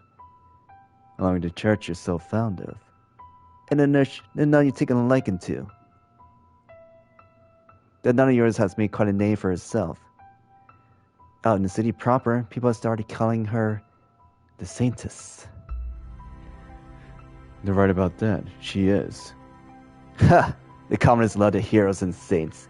They eat that rubbish right up. But saint or not, you can simply create food from nothing. Her work is causing financial troubles for the church. Is it not? It is, yes. You help me with this? I'm offering you an entirely new church. One where she has complete control to do as she wishes. She'll make it to the biggest church in the city. She'll be able to help even more people, which should surely please her. What'd you have me do? Jumping at the first whiff of scrapes. You really are a dog, aren't you? I don't like conversations that overstay their welcome. Fair enough. Then let's get down to business. Not far from here lives a witch whose blood has the power to cause miracles. Miracle blood? Sounds like a sham to me. You never know that they say the sound of her first cry brought rain to the land where she was born, saving the whole village from drought. They say her blood has the power to cure any disease. I worry about the veracity of the rumors later. Right now, all I want is for you to capture her and bring her to me. Explain something to me, Lord. You said if it helped you, then I would be able to save more people than she does now. So how does capturing this witch accomplish that?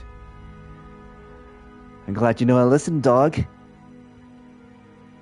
You'll be turning the blood into a miracle elixir, which you would then distribute to the patrons of the church. In exchange for tithes, of course.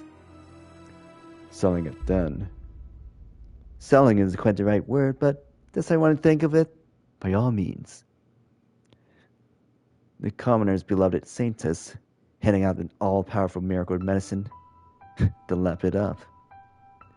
In turn, you'll make a fortune. Exactly. Money you can use to support her church. And be a boon to the city's economy as well.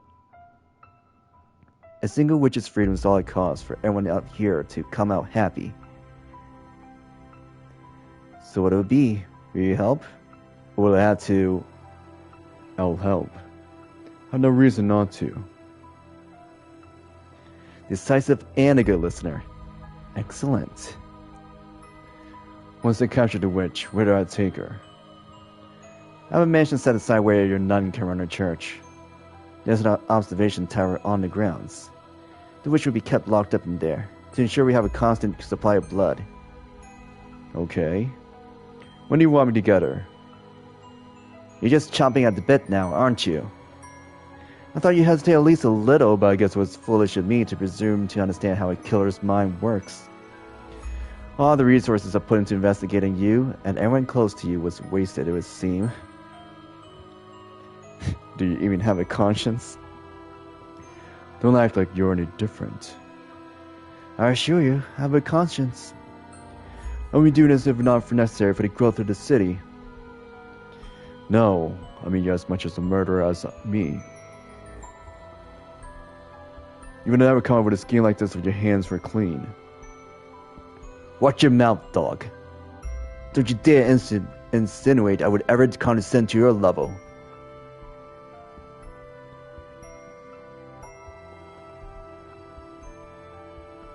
I agreed to Laura's terms. A couple of days later, I made my way out to the location the Lord had given me. A small cottage by a lake where the witch was said to live. I'd been instructed to take her alive, but not that I wasn't allowed to harm her.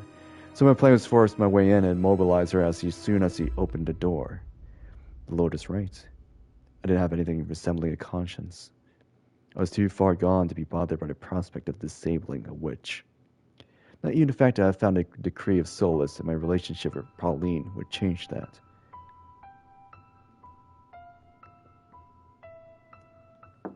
However,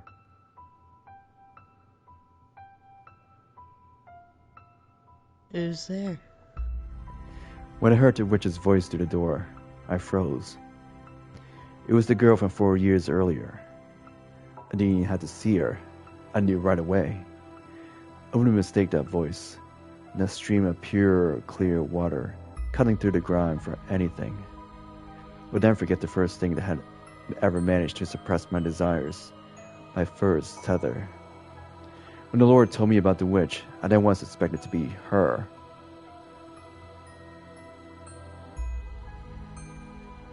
Who is it? Are you the witch with the miracle blood? My hand rested on the hilt of my sword. I had at first meant to break down the door if she wouldn't open it for me. Please leave. However, when I heard that voice, my hand felt limp. Please. Stay away from my home. I'm in need of your blood. Could you not spare her a little? I have nothing to spare for a man like you. My blood is only for the sick and needy. So please, go away. Stay away from me. I'm begging you. Get away from this place. You're a murderer. I want nothing to do with you.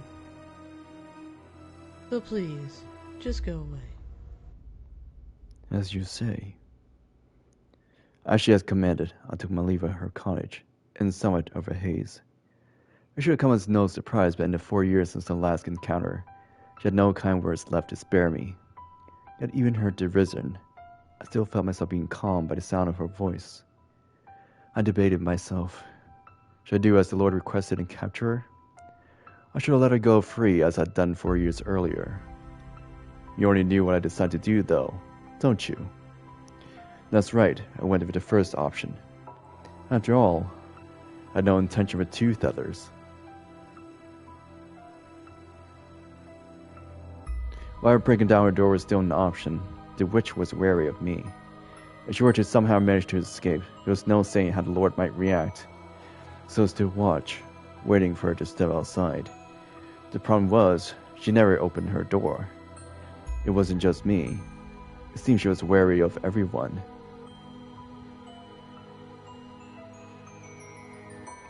There was one exception, though. The boy. She left the cottage for him. They were on walks to get around the lake. It's been a while since we last went on one of our walks, huh? I have been sleeping much, taking care of Nellie.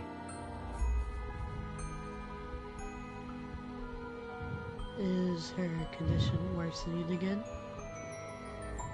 Yeah. Rest assured, I'll give her my blessing as many times. Thanks. I really appreciate it. The weather is kind of not that great today, huh? Looks like we might get rain. It's probably not smart to stay outside much longer. Yesterday. I should get going. See you. Watching the two of them, it occurred to me that I could make a good use of the boy.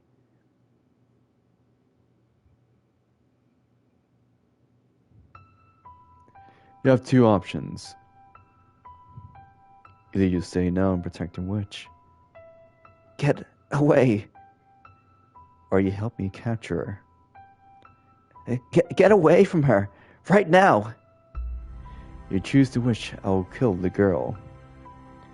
Get away. Make your decision. Get away from her. You have until the count of 10. If you don't choose, I'll kill the girl. 10, 9, 8, 7, 6, 5. Okay, I'll do it. I helped you. So get your sword out of her face. Don't kill her. I thought you held it out into the last second. Well, what are you waiting for? Let's get going. Get moving.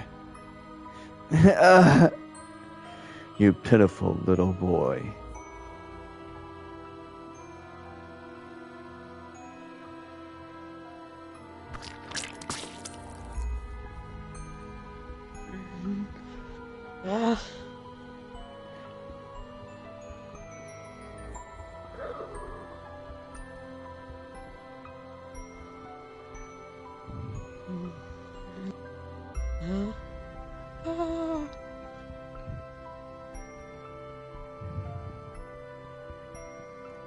You hit back? No. Stay away from me. No.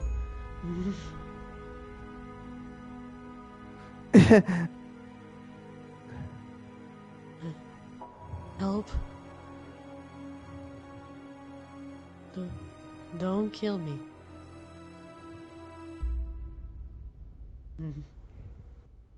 No.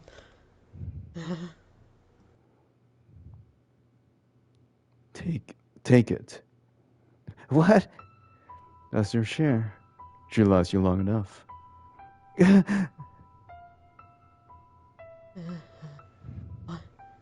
Why? Why did you? Take my arm. What do you mean by share?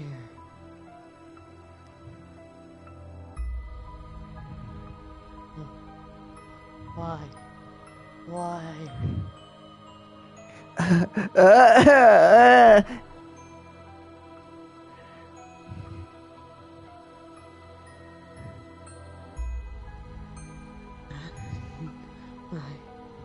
My arm.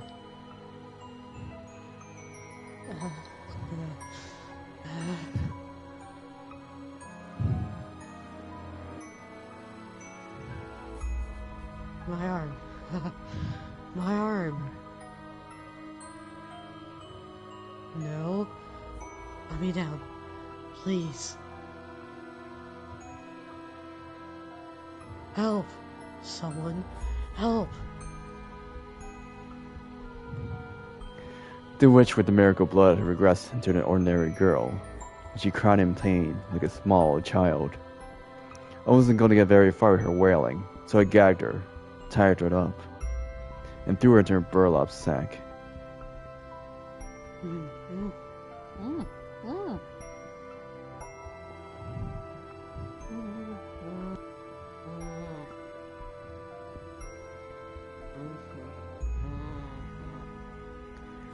Nothing personal. I just need your blood.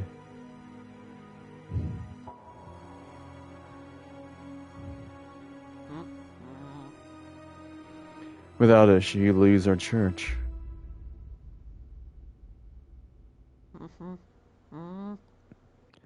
She needs the money.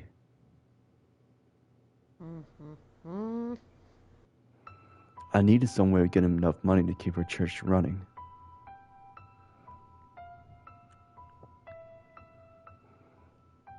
So the Lord made me an offer. If we brought in a witch with the miracle blood, he would finance the whole new church for her. So don't take it personally. I tossed the sack into the cart.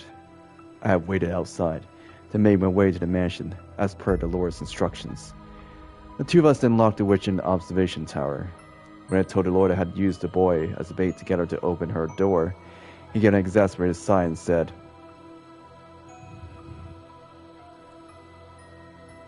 "Involvement in third party was not part of the plan. Is there anything at all in that head of yours, dog?" I can kill him, that's the problem. Don't be hasty. Describe him for me.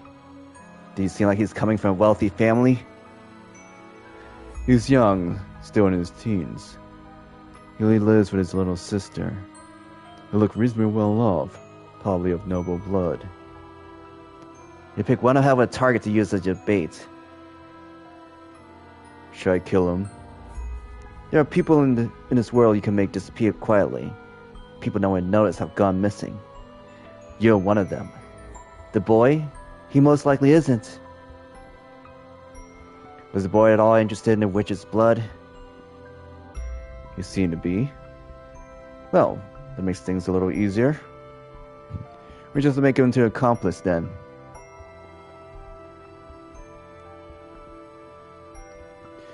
That's everything up to about 6 months ago. You know what happens next, I presume. I threatened Mel, forced him to join us. He needed the blood for his sister, but even without that excuse, he didn't have the courage to run. Me, on the other hand, I involved myself in my own will. I had no reason to try to get back out. In fact, being put in charge of one of the 3 keys gave me an excuse to meet up with her more often. The arrangement was quite beneficial for me.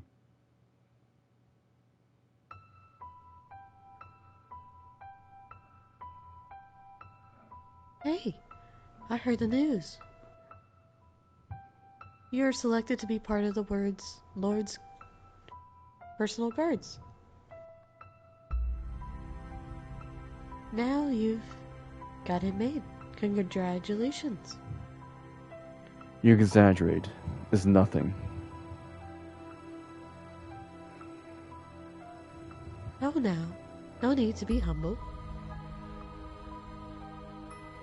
We wouldn't have picked you if you didn't really trust you.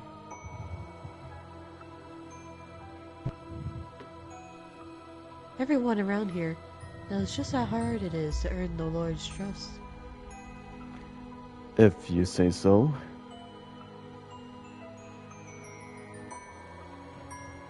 It hasn't been easy for him, I hear. He only assigns those he really trusts to work so close to him. I hope you're right. He trusts you. I'm sure of it. I certainly can't tell her the real reason I suddenly became his guard.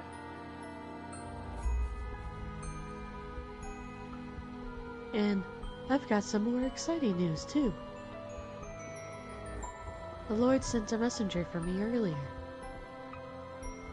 Apparently he's building a new church, and he wants me to serve as a nun there. Can you believe it? You shouldn't be surprised. You are the city's saintess, after all. It's a little wonder why you'd be his first choice. I really don't think I'm that important. Do you not want the position? No. I'm delighted to have such an incredible opportunity. This will allow me to help so many more people than before. It's wonderful news. That's good to hear. Tell me, I'm not wrong in thinking helping people is the one thing you want more than anything else, am I? Right. That's what I want more than anything in the world. I see. Hey, smile for me, would you? Huh? I've been smiling this whole time, haven't I? Not just now, forever. Of course. When I'm with you, nothing could possibly take the smile off my face. I'm glad to hear it.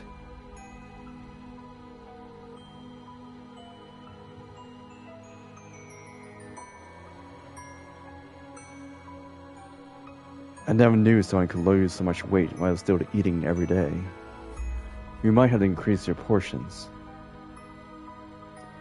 Is there anything in particular you want? Just tell me.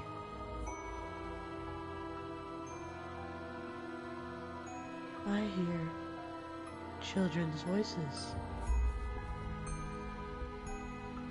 from outside. I hear children's voices. Ah, the kids here to see the saintess. I was going quite noisy out there of late, yes. Oh. The saint, yes. Your voice has gone raspy too. Was that my doing? Did I take your voice? That's unfortunate. To me, your voice held far more value than your blood. And I took that away from you. Yes. You three took everything from me.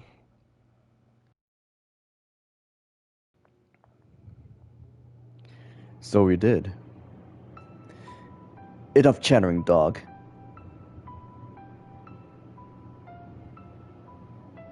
The little scheme was a success. The witch's blood brought with it an influx of donations, which were invested in various businesses in the city. I had no idea if the blood actually has miraculous powers, but there were certainly people claiming to have been healed by it. It wasn't long before people who weren't sick started making use of this supposed cure-all medication, saying it had preventative properties as well. As word of the elixir spread, the Lord's profits grew in kind. In fact, one fact was undeniable. The witch's blood stimulated the city's dramatic growth.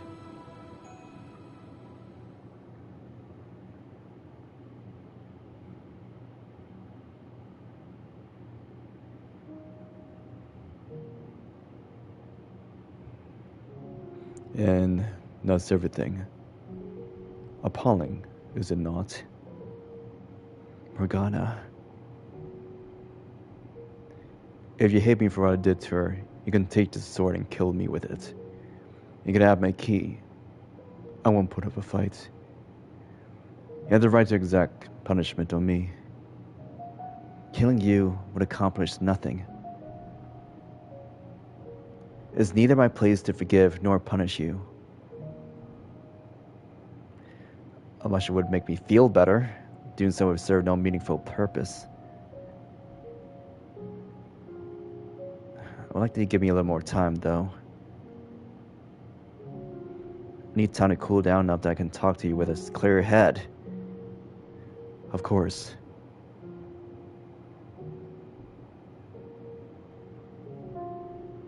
So you're still willing to speak with me? I gave you my word. I told you it would help figure out what path you should take. You're an honorable man. I would not force you here. You don't want to do this. You can tell me to leave and I'll walk right out the door. More than anger or hatred, I'm simply deeply pained. Maybe things would have turned out better if I were as sympathetic a man as you. People are supposed to be able to feel happy or sad for each other. I can't, though, which must make me a beast. When you first met Morgana, you felt a desire to rescue her from the slave traders, did you not? You thought of someone other than yourself. I never saw that desire through, though. My thirst far overpowered anything I may have wanted to do for her. And next time we met, I sold her to the Lord. As I said before, there's no room for interpretation in the things I have done. Whatever I might have wanted to do at one point is all meaningless now. Regardless, anything I do for someone else is ultimately my own benefit, because it's what I need. No matter how selfish your motivations may ultimately be, please let me believe some part of you does genuinely want to help her. Alright. I know I sound like a hypocrite for saying this, but sitting back and waiting for her to die is not what I want. When I cut off her arm, I didn't feel any of the thrill or euphoria that I usually do when I take my sword to someone. I can't say whether that means I had a conscience, if but for a moment, or just wasn't myself at the time. If you can save her, though, please do. I can't do anything. If I try, I'll only make things worse. I cannot do everything on my own either. Give me your word that you will atone to Morgana for your actions. Why I doubt making respirations will clear me of my crimes. If that is what you want me to do, that is what I will do. Can I ask you something? What is it? Tell me more about my next life. I want to know what kind of man I am. I want to know every mistake I make. All the details. I warn you, it's a tale far more barbaric than anything you can imagine. Do you still want to hear it? I do. And I have little doubt they would believe it. Are you worried I might react the same way I did earlier? I'll lay down my sword. You can tie me up too if you want. That won't be necessary. I'm going to trust you. I'll tell you the whole, hopelessly tragic truth. Everything I saw with no embellishments. Please do. And so I told him the tale I witnessed beyond his second door. That he lost his memory in a shipwreck, that was treated like a beast by the people in the land where he washed up, that he massacred countless people. And that he took the life of his lover who had come in search of him, never wavering in her belief that he was still alive. I told him about the white-haired girl. I told him about the things he made Giselle do. I didn't hide anything. As I spoke, he would occasionally grimace or his eyes would go wide for a moment, but not once did he interrupt me. He sat there in silence until I finished.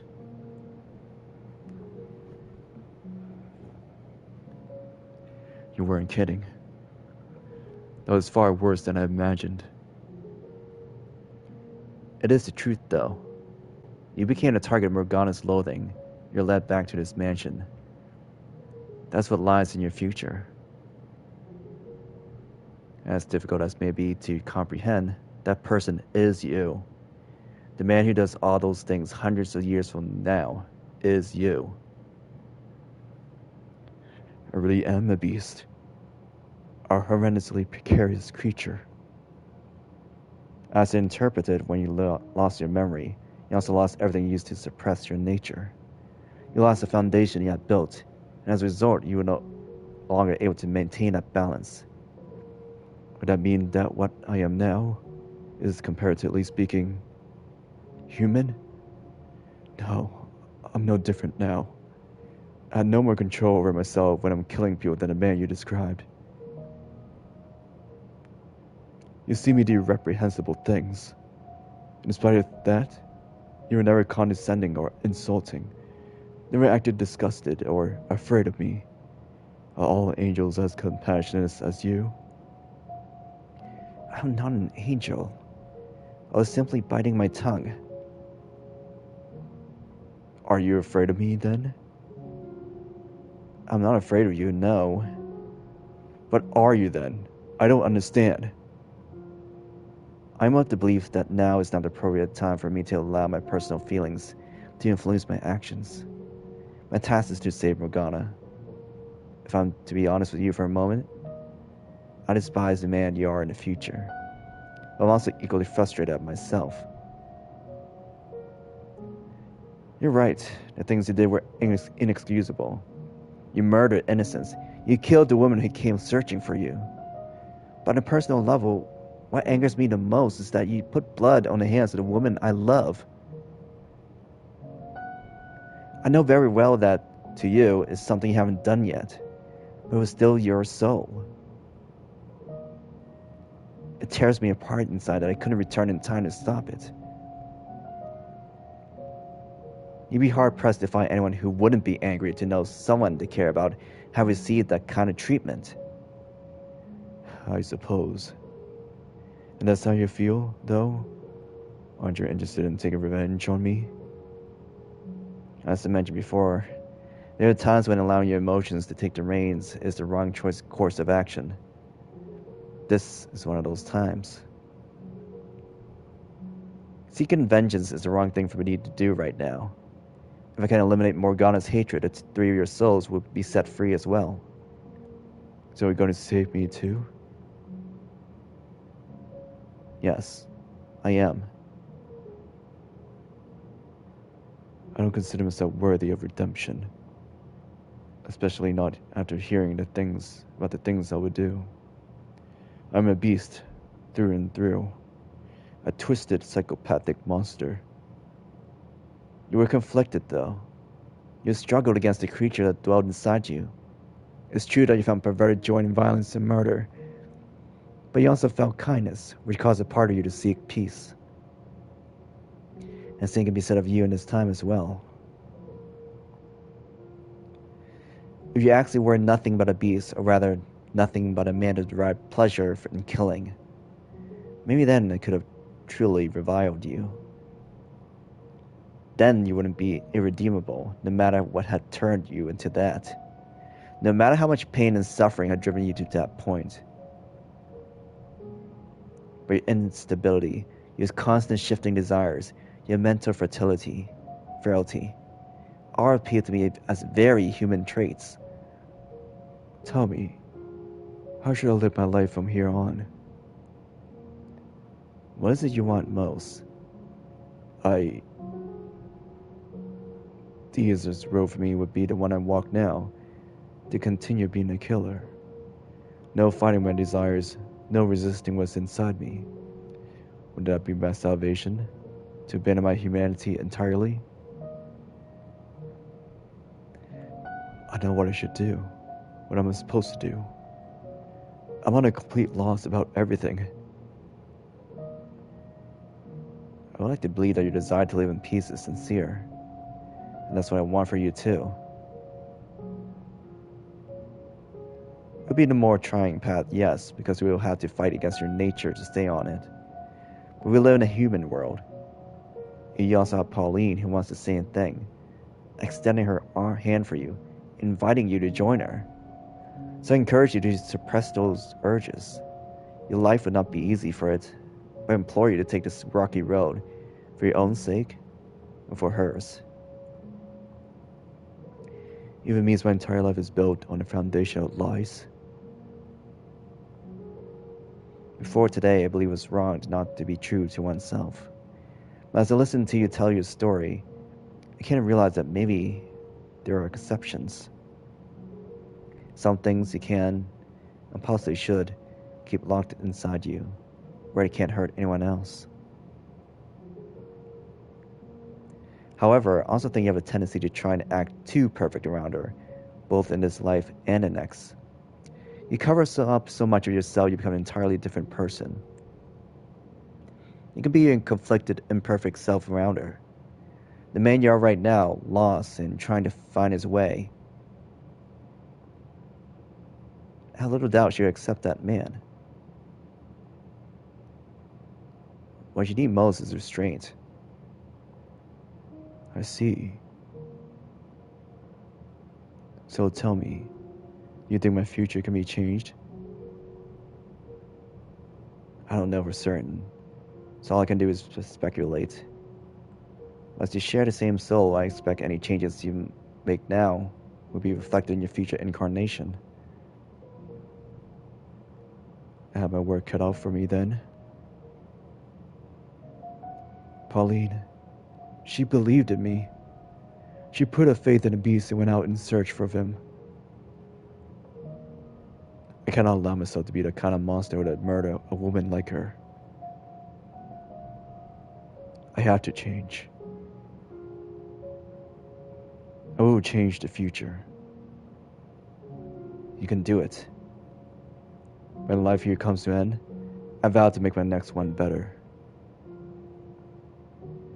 Thank you for listening to me and for giving me guidance. I can't say I'm particularly suited for the job.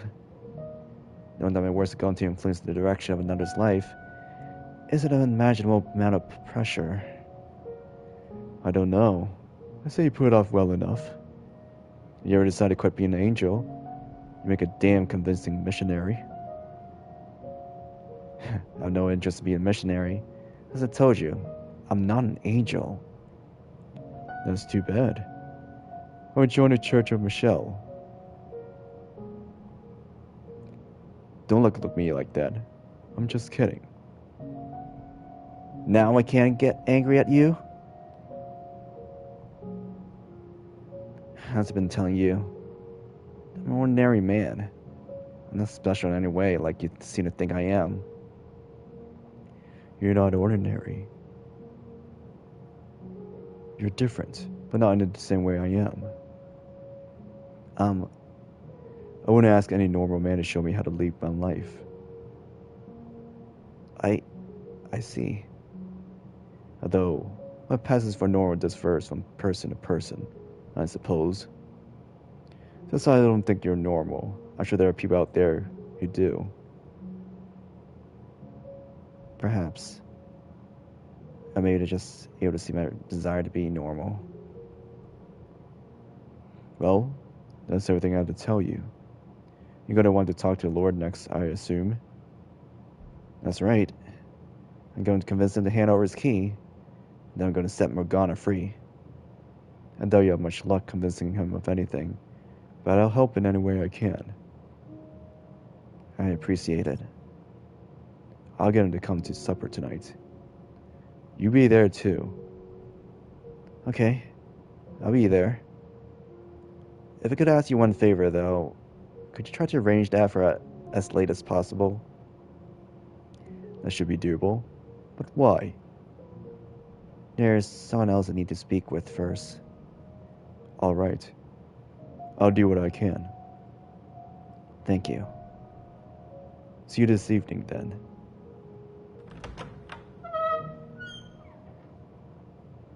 Do you lead them to the correct path? We actually find redemption at the end of it. No, I made the right decision. If he does in this life, there's enough a chance that he will in his next. One left, and that's it. Almost there, Giselle. Almost made it to Morgana. I come this far. All that's left is to speak with the Lord. Stay focused, Michelle. The pieces I have still don't fit it together yet.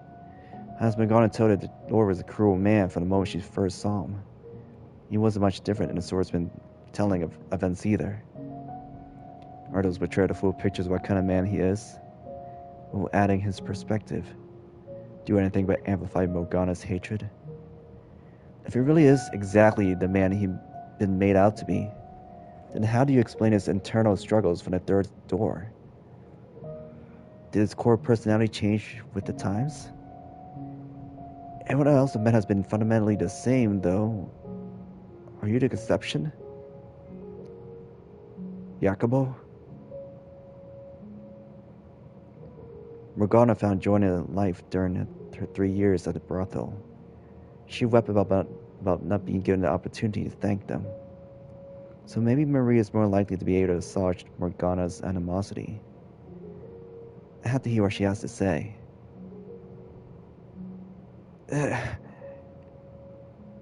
can barely move. My right arm. I can't feel my fingers at all. It burns. I've managed this long, but damn if it doesn't hurt. Ah!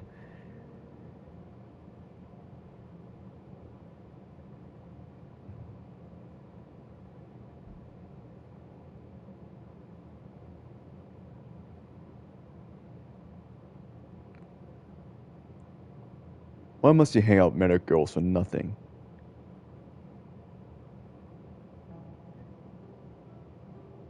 I know that voice. I'm looking at someone. Oh, shit.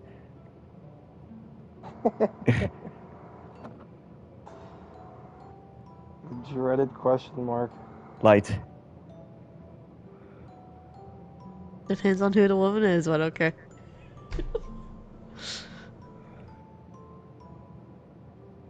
Keep going. We're keeping your line in there. She's draped in a black fog. I can't make out many details. But even though, due to darkness, I knew immediately who she is. She is Mother. No. Light. No. I see what you're getting at. No. She is not my mother. She is. Why would you even ask such a question, Mother? Mother Keebo. We're barely holding on as it is, my dear. It's not wrong to expect a little remuneration for our services. No, Mother. It is wrong. Miracles are not to be bartered with. God the Father does not charge for his miracle. So why should we, when I am only borrowing his power? Listen to me, Morgana.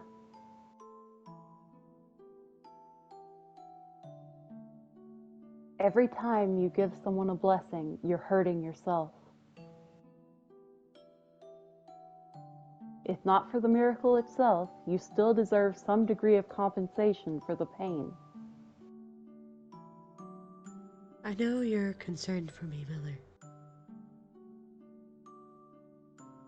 And I appreciate it very much. But I'm happy with the way things are. I'm happy to be able to help others with my Heavenly Father's power.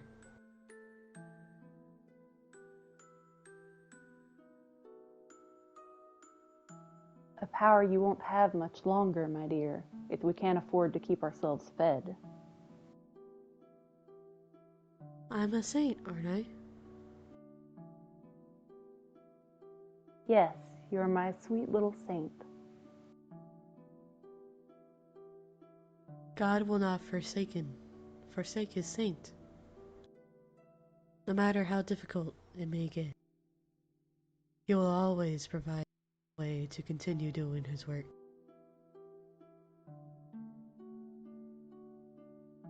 And you're the mother of that saint, aren't you? Yes, that's right. I conceived you untainted by the hands of a man. Then you must respect his will as well, Mother. It must be our highest priority. You're right. I was wrong, my dear saint.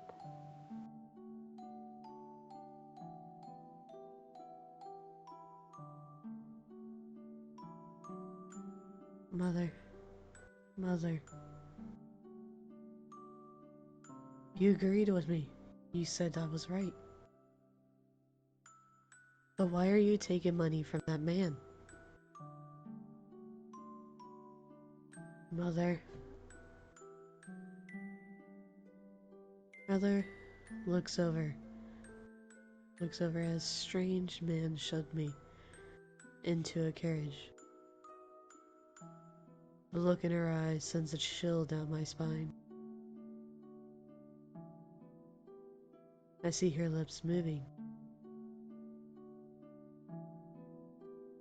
He doesn't actually say the words out loud. I can make up every individual syllable. Because you're worthless to me. Throw me out like that, Keebo.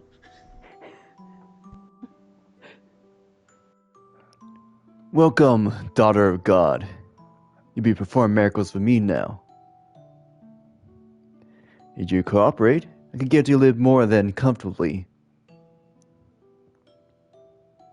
Miracles are not something to perform for one single person's benefit.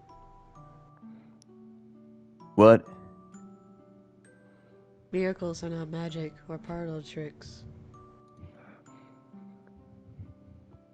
They are a precious gift granted to me by my Father in heaven. Using his power for personal gratification is a grave sin. I will do no such thing.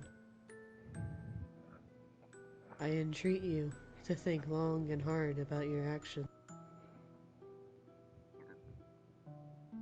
Do away with such selfish desires and dedicate yourself to helping the people.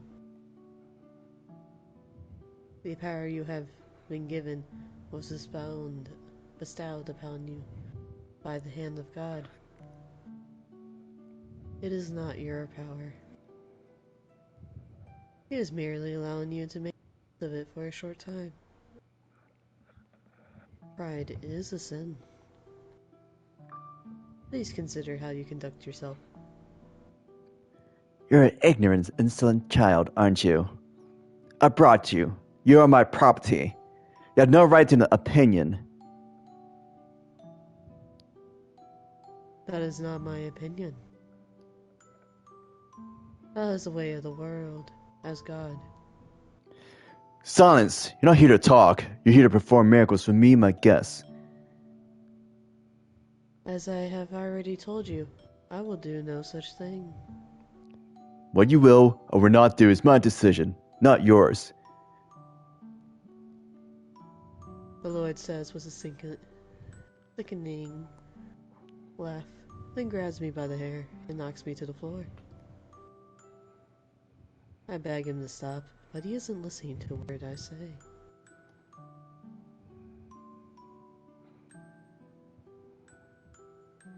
Cheers! A saint's blood and good fortune to all. I stared vacantly out at the crowd gathered for the Lord's blood feast. Every time he has guests, he throws another party. And every time, he slices another part of my arms or legs open. It isn't long before they're an unsightly web of crisscrossing scars.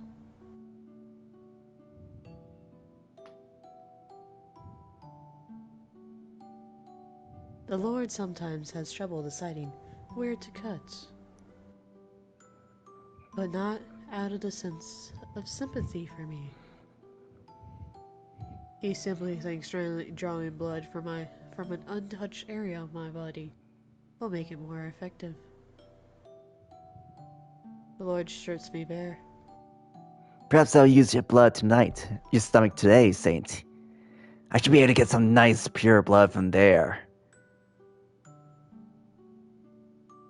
Stop this. Can you not comprehend what you're doing is an affront to the Lord? I'm free to do what I wish for my property. Saint or not, you're no different than any of my slaves. The Lord is greatly displeased with your actions. Then use your miracle powers to deliver divine punishment on me. Go on. You can do that, can't you? Your soul will be punished. You may not see the effects now, but you will pay for your sins one day. Ha! You're not as threatening as you think you are, buck naked girl. Uh, Don't give me that look, girl. I have no interest in taking that from you. You'll be lucky to find anyone willing to lay with a girl covered in disgusting scars.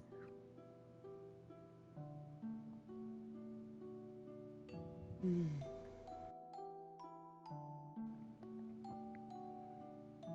All I can do is wait and endure day after day of torture and shame, of the Lord searching for new places to sink his knife. My entire body, except for my face, is covered in reddish black wounds.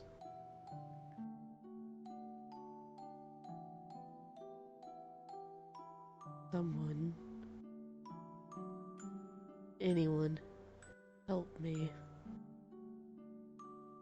Get me out of here. Please, someone.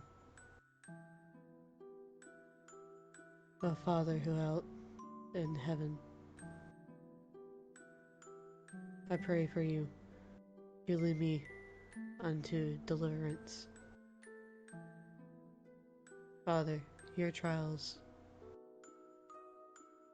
they are much too great.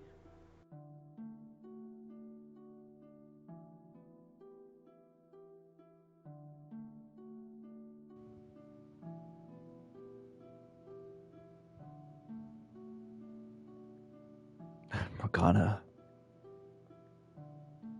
That was much clearer than the first time I saw it.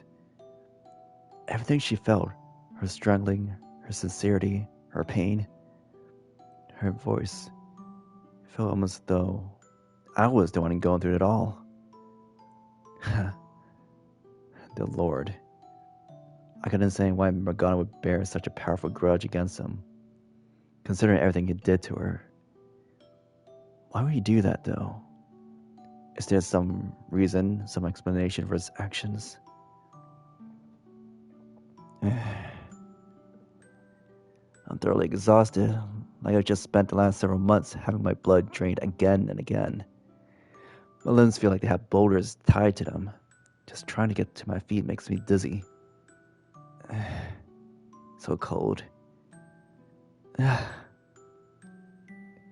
He's probably waiting for me by now.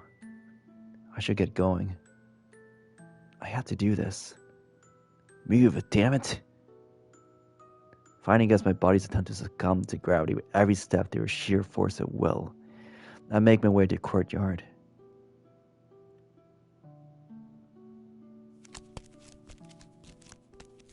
Oh, there you are. Thank God you came.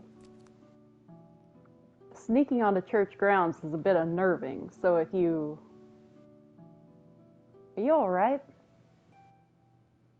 You look like you just came back from the dead. I'm fine. Thank you for coming.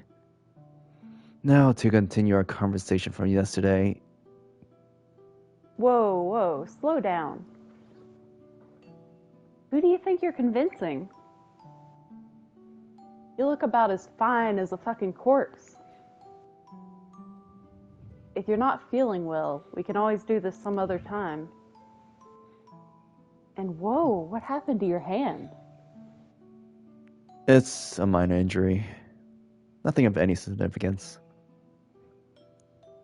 Seriously, who do you think you're convincing, man? I can get around just fine without a few fingers. You gotta take yourself into consideration, too. You can only run on raw determination for so long. And imagine how it makes me feel for a second, you asking to talk and showing up looking like that. If you want to get anything done, you've got to take care of yourself first. Head on back to your room and rest. Let's do this some other day, Kay? When you're feeling... I don't have that kind of time. Noon tomorrow. That's my deadline. I have to take care of everything before then. I know damn well what condition I'm in. But that doesn't change what I need to do. If I don't, I can't save Morgana. I can't get Giselle back. That makes it all the more important you get your rest. And when do you suggest I do that exactly? Honestly, I don't get why you're in such a damn tizzy. Get a hold of yourself, man. I am plenty calm. It sure don't look it. You're already pushing yourself to the edge. I don't want to be responsible for giving you that last nudge.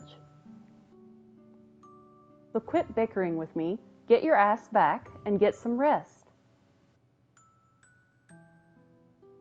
You don't understand the gravity of the situation. None of you do.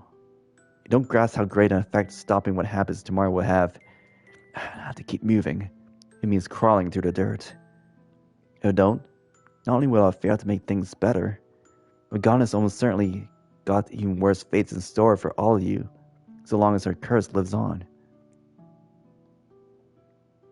I'm the only one here who knows what waits. So that makes you, what, a prophet or something then? Not exactly, no. But in the terms of this time period, that would be the most apt description. Mm-hmm. Do you not believe me? Well, you know, that is asking a lot. That's fine, you don't have to. At the very least, I want you to believe that I genuinely believe something's terrible is going to happen tomorrow if I don't do something. That I think I don't have time to waste. All I need you to do is tell me what you know. Could you do that for me? Assuming you actually are a prophet or whatever, why don't you just, get the hell out of town? Say, fuck it, this is too much, and vanish into the night. No one's gonna blame you if you do. Hell, is anyone even gonna notice you did anything if you do succeed? I'm not in this for attention or praise. I can't idly sit by knowing what I know. Seeing what has happened and what it will, knowing what Morgana went through, what she felt. I can't abandon her. Not anymore. I can't let my knowledge go to waste. While it is true that the mansion will continue to be wrapped in darkness so long as Morgana's curse remains in effect, nothing can be put to rest until I do something about that. That's not my sole motivation anymore. I sincerely want to help Morgana. Giselle, is this what you meant by when you told me you wanted me to save her? You seem like the kind of fellow who's always fretting about something or other. You don't know how to take it easy, do you? Though I guess, in a way, that's kind of why you can fight so hard, huh? Alright, you win. I'll talk. Anything you want to know, I'll tell you. Thank you very much. But, you sit your butt down first. Uh, okay.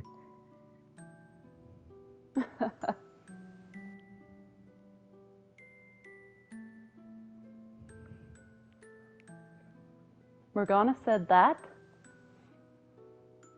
She did. She described her 3 years there as one of the brightest periods of her life. Huh, who'd have thought? Damn, that's kind of really great to hear. Did she never tell you herself how she felt? She never really made much of an attempt to be part of the group. It's like she had these colossal walls all around her. I can see that. Yeah, so I always kind of felt like I never knew if I was sticking my nose in too far or not, you know? She appreciated what you and the other women did for her. After a raid 4 years ago, she ended up in the hands of a slave trader. As she was being transported, she said this with tears in her eyes. I'm sad because I didn't get a chance to show my gratitude to people very dear to me. Well, damn. So is that, absolutely 100% exactly what she said? You're not just pulling it out of your ass, are you? Those were exact words, yes, are as hard as it may be to believe. Nah, I believe you.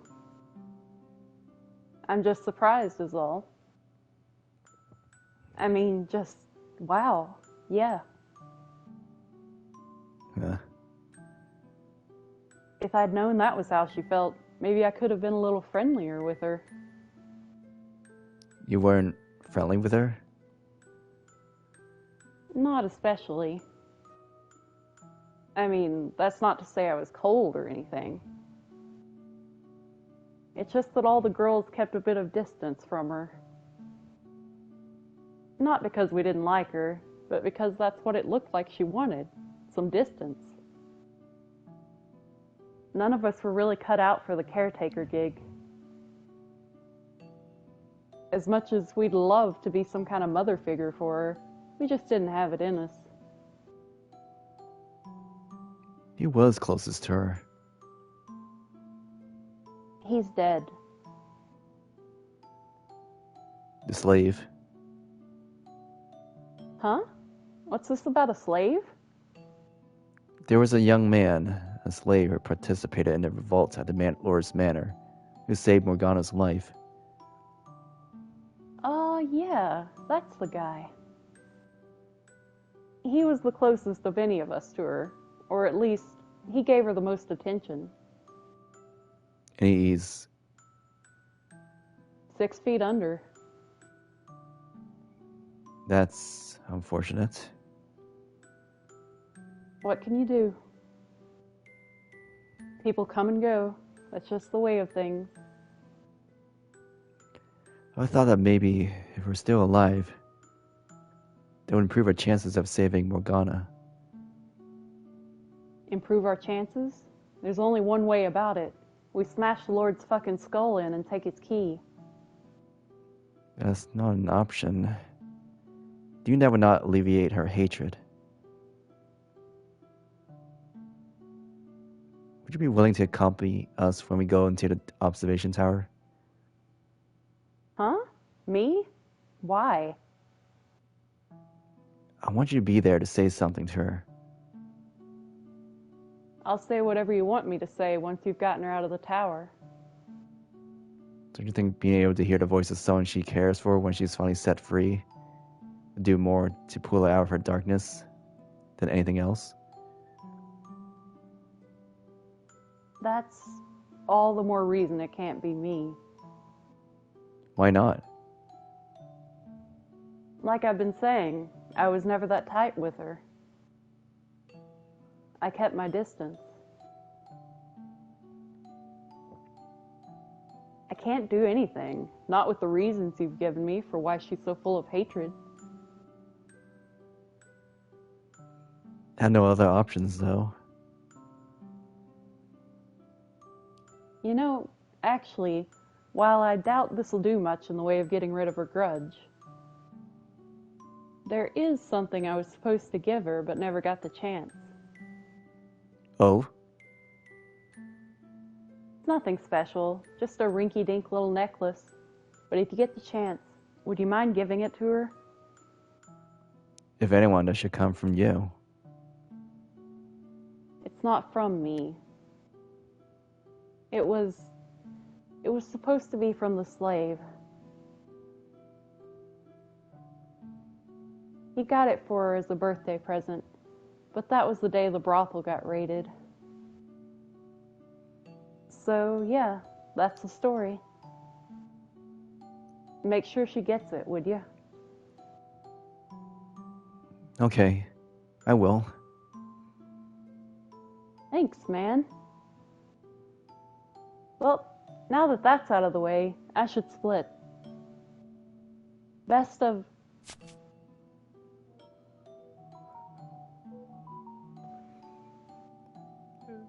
There you are! Oh, shit.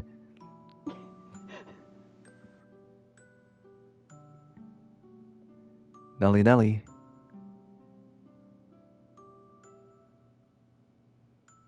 You weren't in your room. I was worried sick.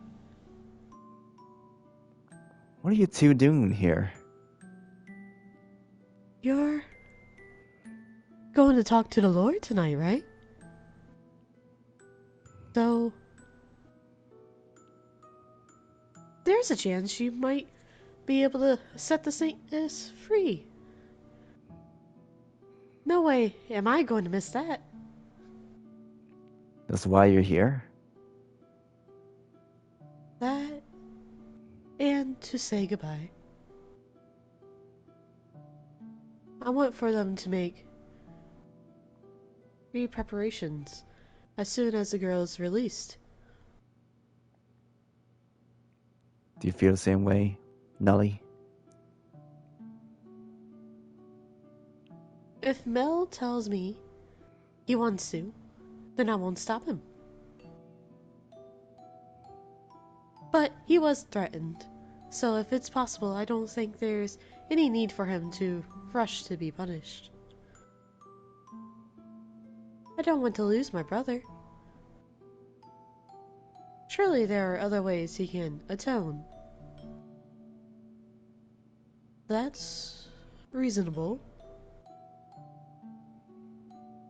I do feel guilty about what he has been put through. It's not your fault, what he did. Anyway, I'm really anxious about tonight. I'm sure it'll turn out fine.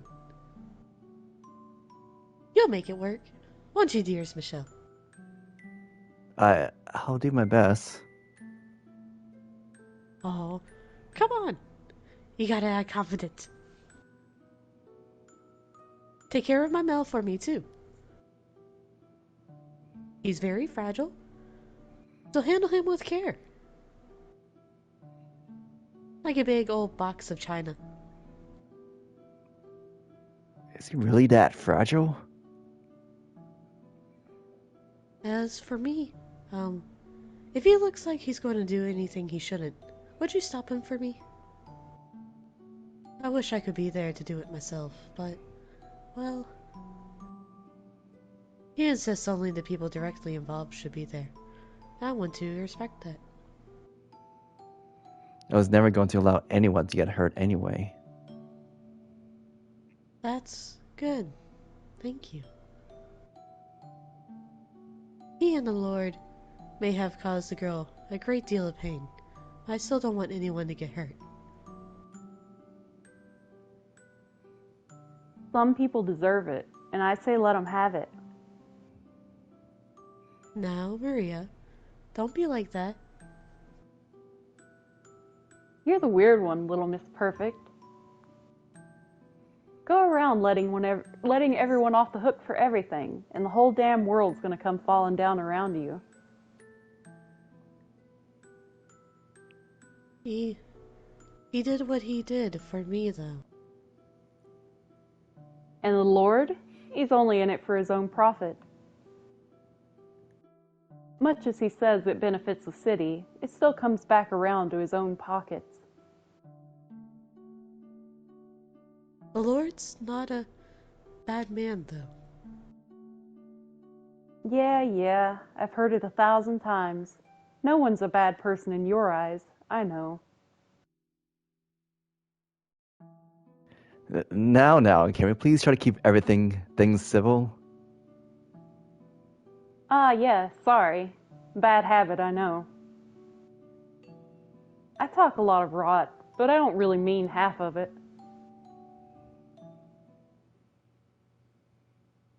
I do think he's much better than the old Lord, though. Hold on a second. What did you just say? He's better than the old.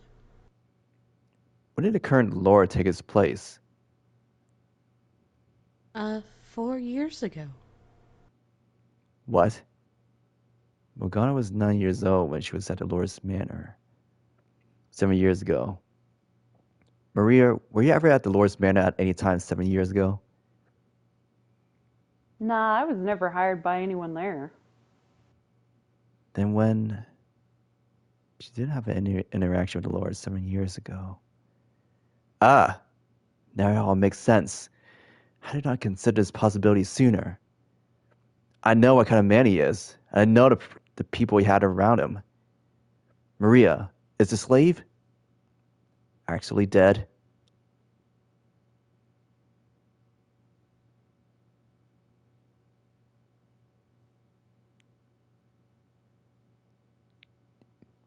Screw it. You better have a damn good reason for this. It came because you said I had something important to discuss. Now, can you tell me who the hell this white-hand man is? What he's doing here? Neglected to mention be having company. I'm the one who asked him to arrange this meeting with you. And who the hell would you be? He's an angel. Or a prophet. What? You both finally snap under pressure? I'll leave for you to decide what you think I am. I will say, though, that I know everything. I know you got a girl imprisoned in the observation tower, and I know you're taking her blood and calling it medicine, passing out in the church. Which one of you squealed? No one told him anything. He just knew. He knows everything, including my deepest desires and what happens in my next life. He's probably peering into your soul this very moment. You completely lost it, I see. Well, how you got your information doesn't matter. All I need to know is this. What are you hoping to gain from it? Wealth? My downfall? What? Morgana's freedom. I want you to give me your key, and then I want you to tell me your story. I come here from the future, from the world after Morgana's death. Her soul courses with hatred for the three of you, and she places a curse of eternal suffering on your souls. Has everyone at this damn table gone mad? Do you seriously think I would believe that nonsense? Don't interrupt me. My objective is not so much to rescue Morgana's physical body from the tower, but to save her soul from an eternity of loathing. I can't achieve that on my own, however, because I'm not from this time. I have no direct interaction with her or anyone else here until just recently. In order to make her have a change of heart, I need to gather the truth from the people who are from this time. And I suspect that you hold the last piece of the puzzle, the biggest piece. That you have a far deeper connection with Morgana than anyone else here. No, I'm all but certain of it now. Your perspective is crucial to accomplishing my goal. Tell me your whole story, please. How you ended up capturing and imprisoning Morgana. What you thought and felt along the way. Your truth will get through to her. I know it. That will be the turning point in all this. Her curse will be no more. And you will all be returned to the path you were meant to walk. Everyone will have this salvation. Someone throw this madman out. I won't do it. Neither will I. Damn worthless curs.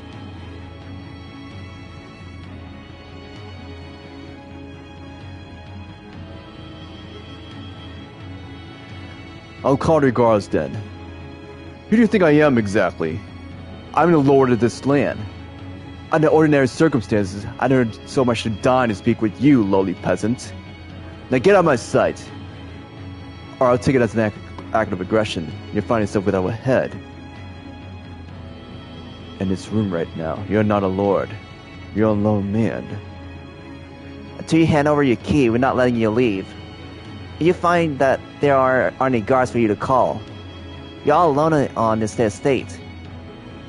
Your preoccupation with staying out of sight played right into our hands. Accept your defeat, Lord. We already agreed to set the witch free. Cowardly worms. Ironic, coming from you. I didn't think you'd turn cold quite so eagerly. Did none of your kid's sister on, and no one it too, I take it. We were only working for you. We never felt any sort of allegiance to you. Loyalty found out what one has to gain, or lose. It's far more resilient than uncertain, fluctuating feelings. When appeared this white-haired man shared that foundation. I've been colluding with them, cur. Around this era. 2 days ago. What? 2 days ago?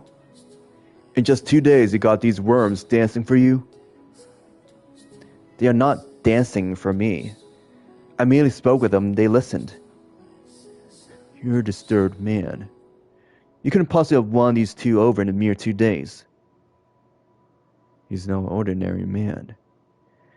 As we said, he knew everything. When I was talking to him, it felt like he was looking directly into my soul. He's definitely unusual one, yeah. It felt like he's known me my whole life, even though it just showed up out of nowhere 2 days ago. I don't believe what he was saying at first, but he knew things he couldn't possibly know. My secret wish, something I never told anyone before. I know what kind of tricks you're playing, but now I know why I'd never seen you around. If you've been lurking around the city for longer, sticking your nose where it didn't belong, I would have taken notice sooner or later. Huh. I'm impressed. In only 2 days, managed to convince them both to betray me and set me up. I am indeed the one in charge of this operation. So is the witch you're after? I'm the obvious target. Yes. The 2 dogs there should have some pent-up rage. So I take it you're going to tie me up, then torture me until I tell you what you want to know. That's not a bad idea. What do you say? Give me the word and he's in ropes. Wait! We agreed we weren't getting rough. I have no interest in solving this problem with violence. We're here to uncover the truth. We need to exchange blows. Only words. Anyway, if we're going to beat it out of him, we'd have done so as soon as he walked through the door. We discussed this beforehand.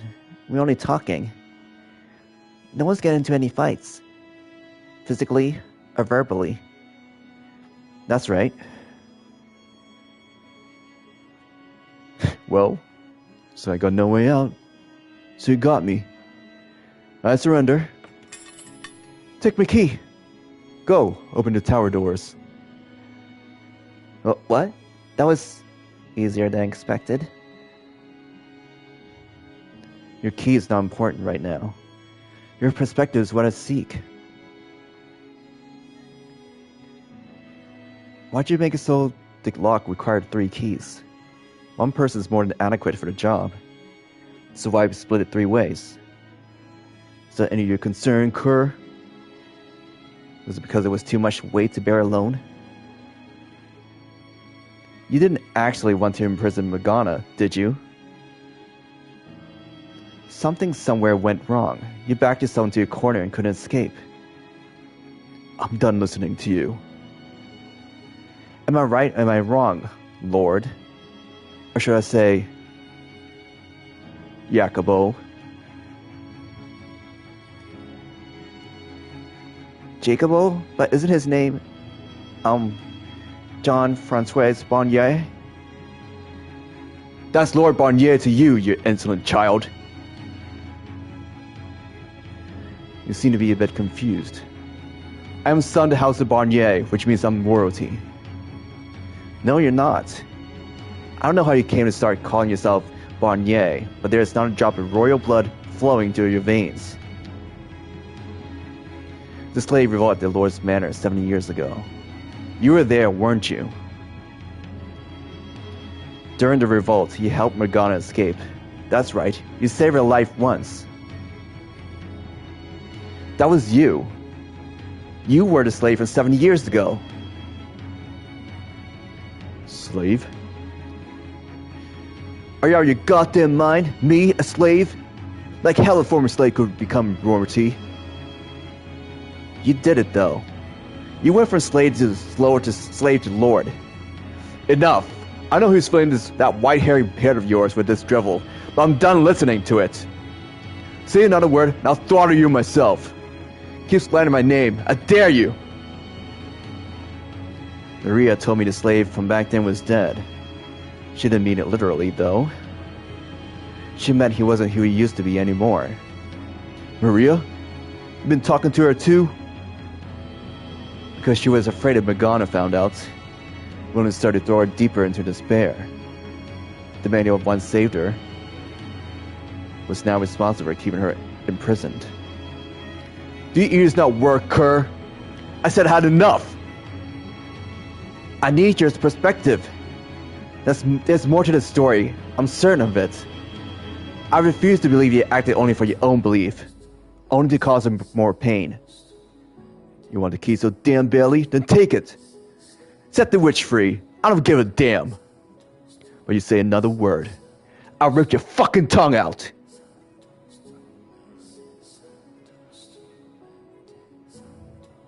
Again, the key's not what I need right now. I need your story. Are you deaf or just an imbecile? Your perspective is crucial to saving Morgana's soul. Enough! When you were a slave, you helped Morgana escape from his lord. Silence! And you spent the next 3 years with her.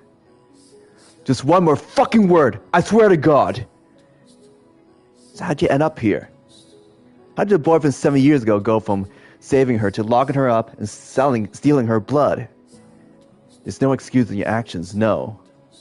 But please, I need you to tell me how you got to this point. Enough! Michelle! Next thing I see is a dagger in his hand pointed at me. I reflexively try to push myself out of the path of his charge with my dominant hand, with a sense that drove excruciating pain up my right arm.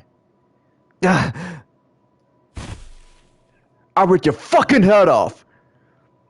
Dolores swings his arm up. A necklace spills from my pocket, making a metallic clink as it hits the floor. When he sees it, his eyes go wide for a brief moment. Of course. I'm just as slack-jawed as him. What? What the hell is going on? Why am I looking at a familiar cloud of inky black darkness? There's no one to answer my questions, though. I have no time to think about it either. I had to make a decision right now. The Lord, dagger raised, is quickly approaching. Off to the side, cloud of darkness is expanding.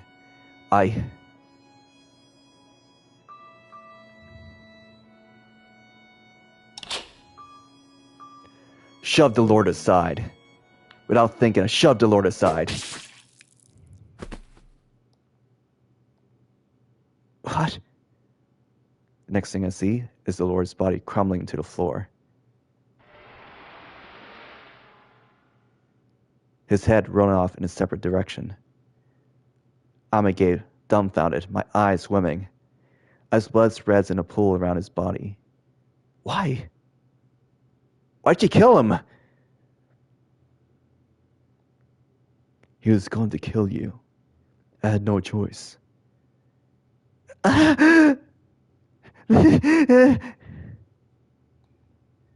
You weren't supposed to kill him. If I hadn't, you'd be dead. I needed his story. Not as much as we need you alive. What does this mean for my next life? I shouldn't have shoved him. Getting the truth out of him was more important than my own safety. And now, we can't get anything from him. That was a mistake. I got him killed. Hey, Michelle, what are we supposed to do now? There's no change of what's already been done. I need to think forward. How are we going to proceed? We'll go to the tower. We'll try to assuage as much of Morgana's hatred as possible with the two of your perspectives.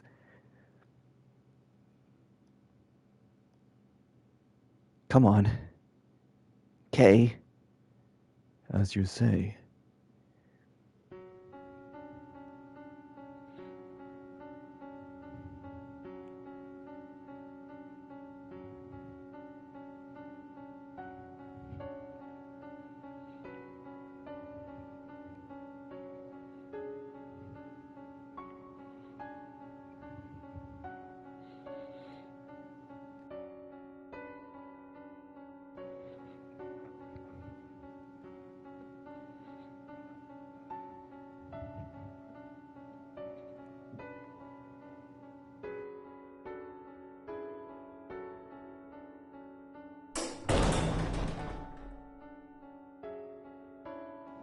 Using the key we took from the Lord's corpse, the three of us unlocked the observation tower, climbed the spiral staircase, and opened the door at the top. The air in the room is bone-chilling. A single shaft of moonlight shines through the high tower window, illuminating a young girl imprisoned within.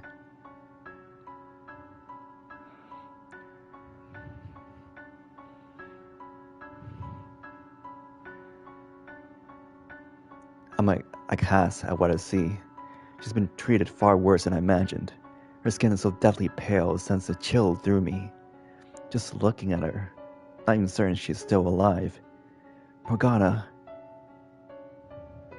Say something, Morgana.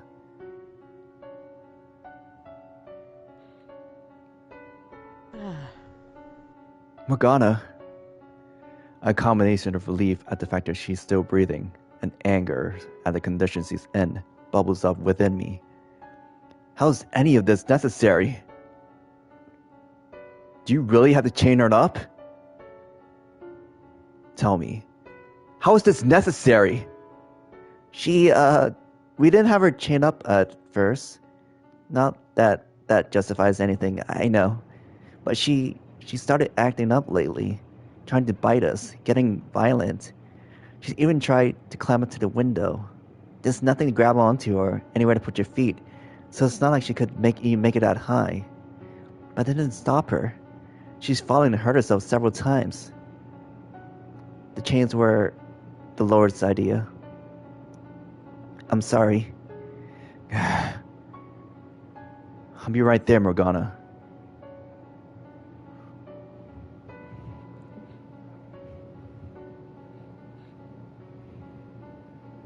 Morgana, I brought a couple of people who wish to make penance. I'll have these chains off you soon. Don't worry. You'll be able to return to your old life soon. Morgana, I'm here to set you free. Stay with me, Morgana.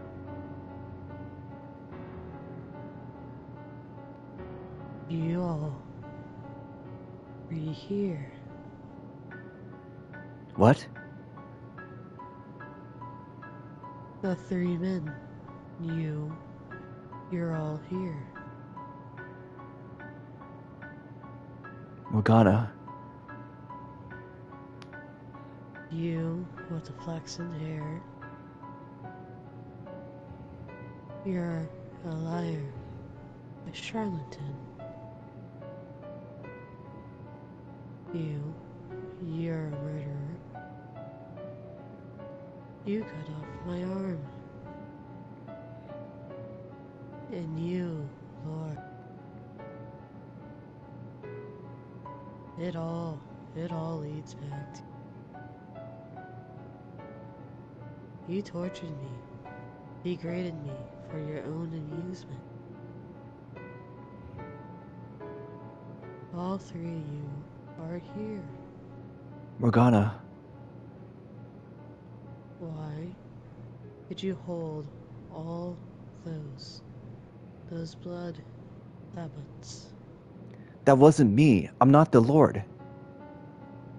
Why did you go after me again? The Lord isn't here, Morgana. All three of you are right there. Morgana! Eternal suffering. No, Morgana, look at me. I'm here to set you free. Internal suffering. Can you not see that I'm not him? Then listen to my voice. Did I sound like the Lord? Internal. I'm not the Lord. Internal suffering. Morgana! Internal suffering on all their souls.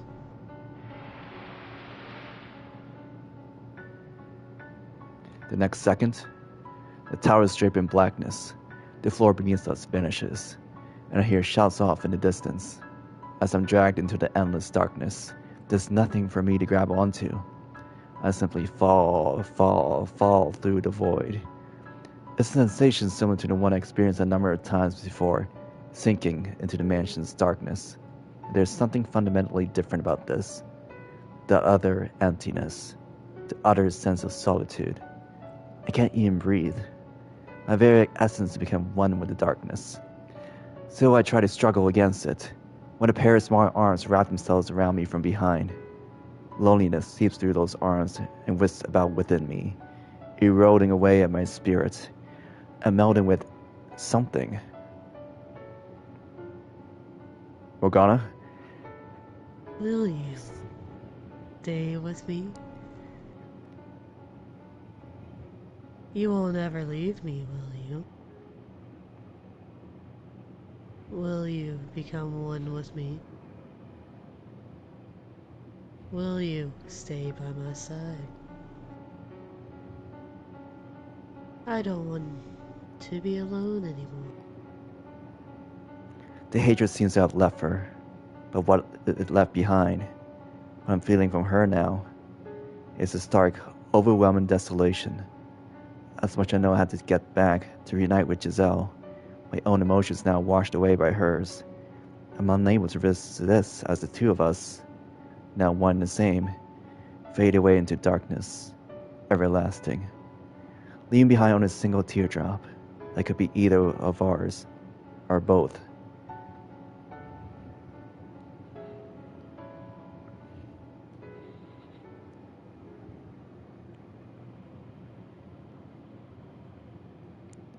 I need a water break. Go ahead. I figured that would be kind of a bad end to just let him behead the Lord. Yep. I'm surprised it kind of went on like it did.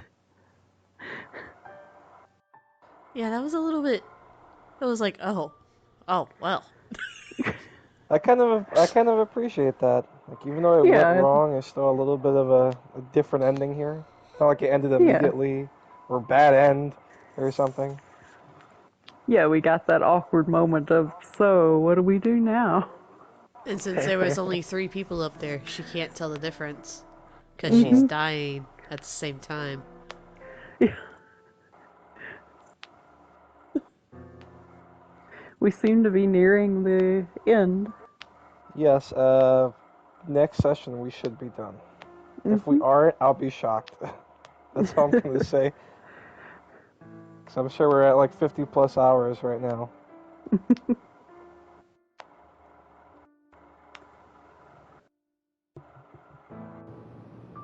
All right, let's proceed.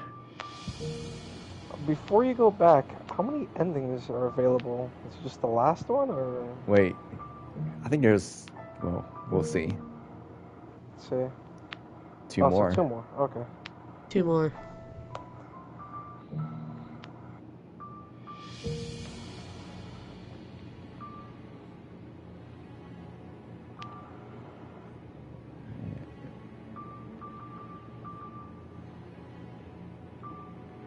I think it was this one.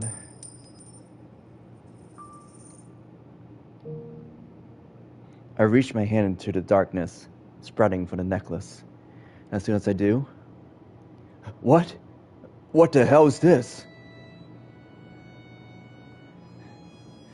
What's that black stuff? The blackness wells, consuming us all.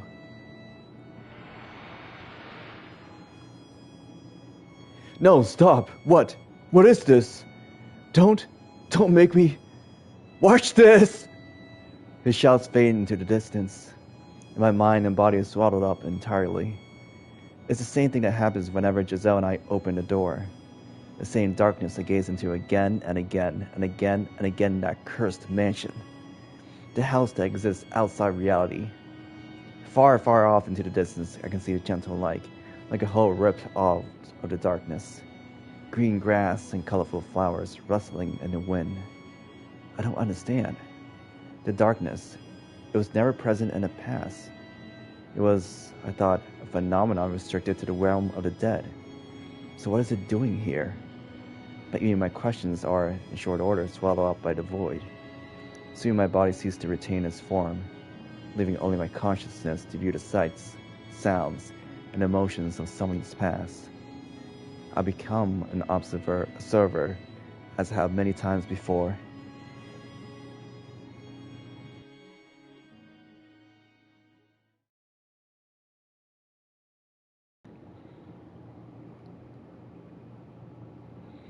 I'm staring into a pair of ruby red eyes, open wide with shock.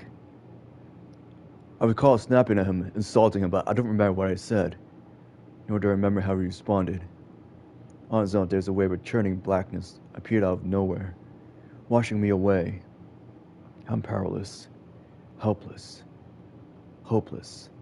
My young mind sucked into it like a whirlpool. Young? My young mind? Oh, for Christ's sake. You have got to be kidding me. Why? For the love of God, why? Am I being made to look back at this part of my life? The miserable, stupid, fucking romantic I once was. And turning back to the boy I tried so hard to forget. Where did this absurd black smoke come from? Why can't I get out of it? Is that white-haired man who's doing this to me? He's not an angel or a prophet. He's the goddamn devil himself. All my questions, my confusion, my frustration, everything that composes my present is superseded by that darkness, wisping away into nothing.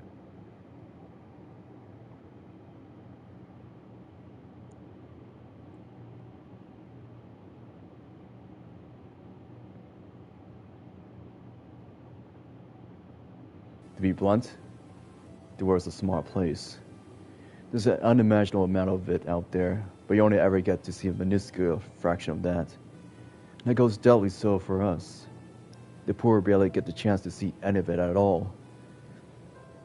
And those who are born to affluence, well, I had no idea just how small our world really is. I never yearned for the world outside what I knew.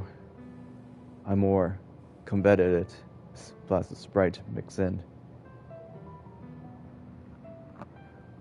I wanted to claw my way up the mountain, knock all the bastards down who had never seen what it was like at the bottom. If I made it high enough, I could do anything. I would have complete freedom. That sounds like a childish fantasy to you? Well, you'd be right. That's exactly what it was. There you are. You spend so much time in the graveyard that, one of these days, Someone's gonna think you're a gravekeeper. Or maybe a grave robber. I can understand a gravekeeper, but I take offense at the suggestion I look like a grave robber. I pray for the souls that gone have no one to see them off. The girl named Morgana turned around to face me.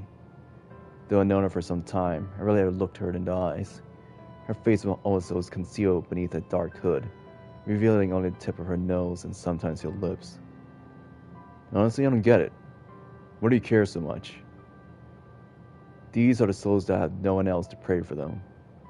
At best, they may get a bit of lip service from a priest once or twice. It's our responsibility to offer a helping hand to the sick and the poor, to pray for the abandoned souls. What I don't get is why you need to pray for the dead at all. They're just bags of bones. I hope you enjoy the eternity in hell, blasphemer. Hey, that was uncalled for. I'm just joking, obviously. You take black humor to a new level. Morgana gave me a curt shrug, then turned away. She never faced anyone head-on for very long.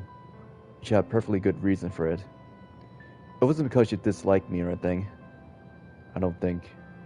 Anyway, about 3 years earlier, something had happened that caused large patches of flesh to fall off her face.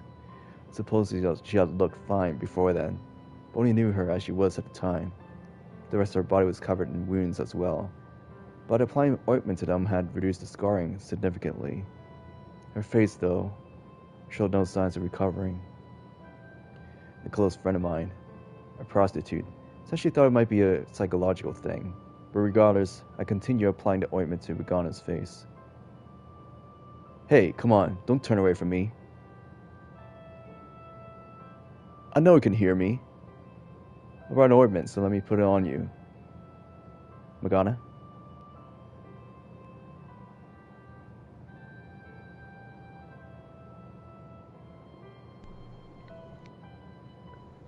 It's a waste of time.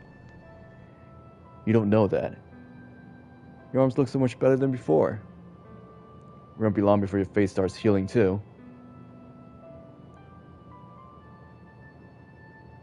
The ointment isn't free. You're wasting your money. It's my money. I can use it however I please. So just shut up and let me do this. You're a very obnoxious man, you know. Oh, what was that? You want to rub it in real hard, huh? Fine. With a forlorn graveyard as the backdrop, a young man applied salve to a girl's raw, exposed flesh. It was quite possibly the least romantic sight in the world. I would have, at the very least, preferred a somewhat more pleasant location. As the thought fluttered through my mind, I let out a defeated laugh. I could soon feel her glaring at me. Morgana could be a bit standoffish, but honestly, I don't mind. For her, it was actually quite sociable, in fact. When I first met her, she didn't act her age at all, but now, she was starting to show signs of a 12-year-old girl hidden inside. 3 years prior, when I met Morgana, she had been the victim of unspeakable abuse at the hands of the Lord. I didn't know why he had done those things to her. I didn't ask either, because I knew doing so would only reopen old wounds. All I knew was that the Lord was so far gone as a human being as to brutally torture a 9-year-old girl. At the time, the only thing that I ever seen to come out of her mouth was the word of God. Everything she said or did was ostensibly for the benefit of others. It felt to me more like she was acting out of some sort of sense of duty rather than genuine concern. Honorable, but ultimately hollow. I much preferred this Morgana. You know, she could be a bit jaded.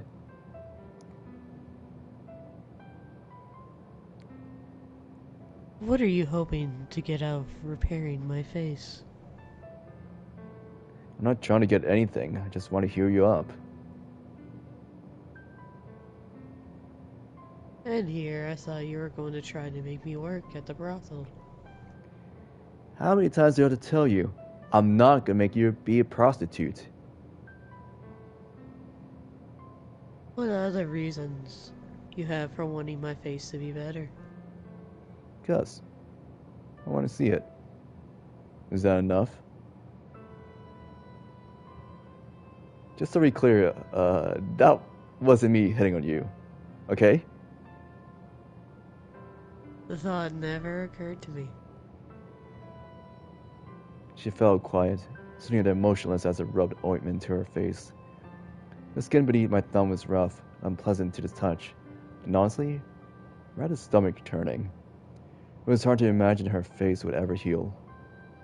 What I said about wanting to see her face was true, but what I wanted more than anything was for her to be able to live a relatively normal life.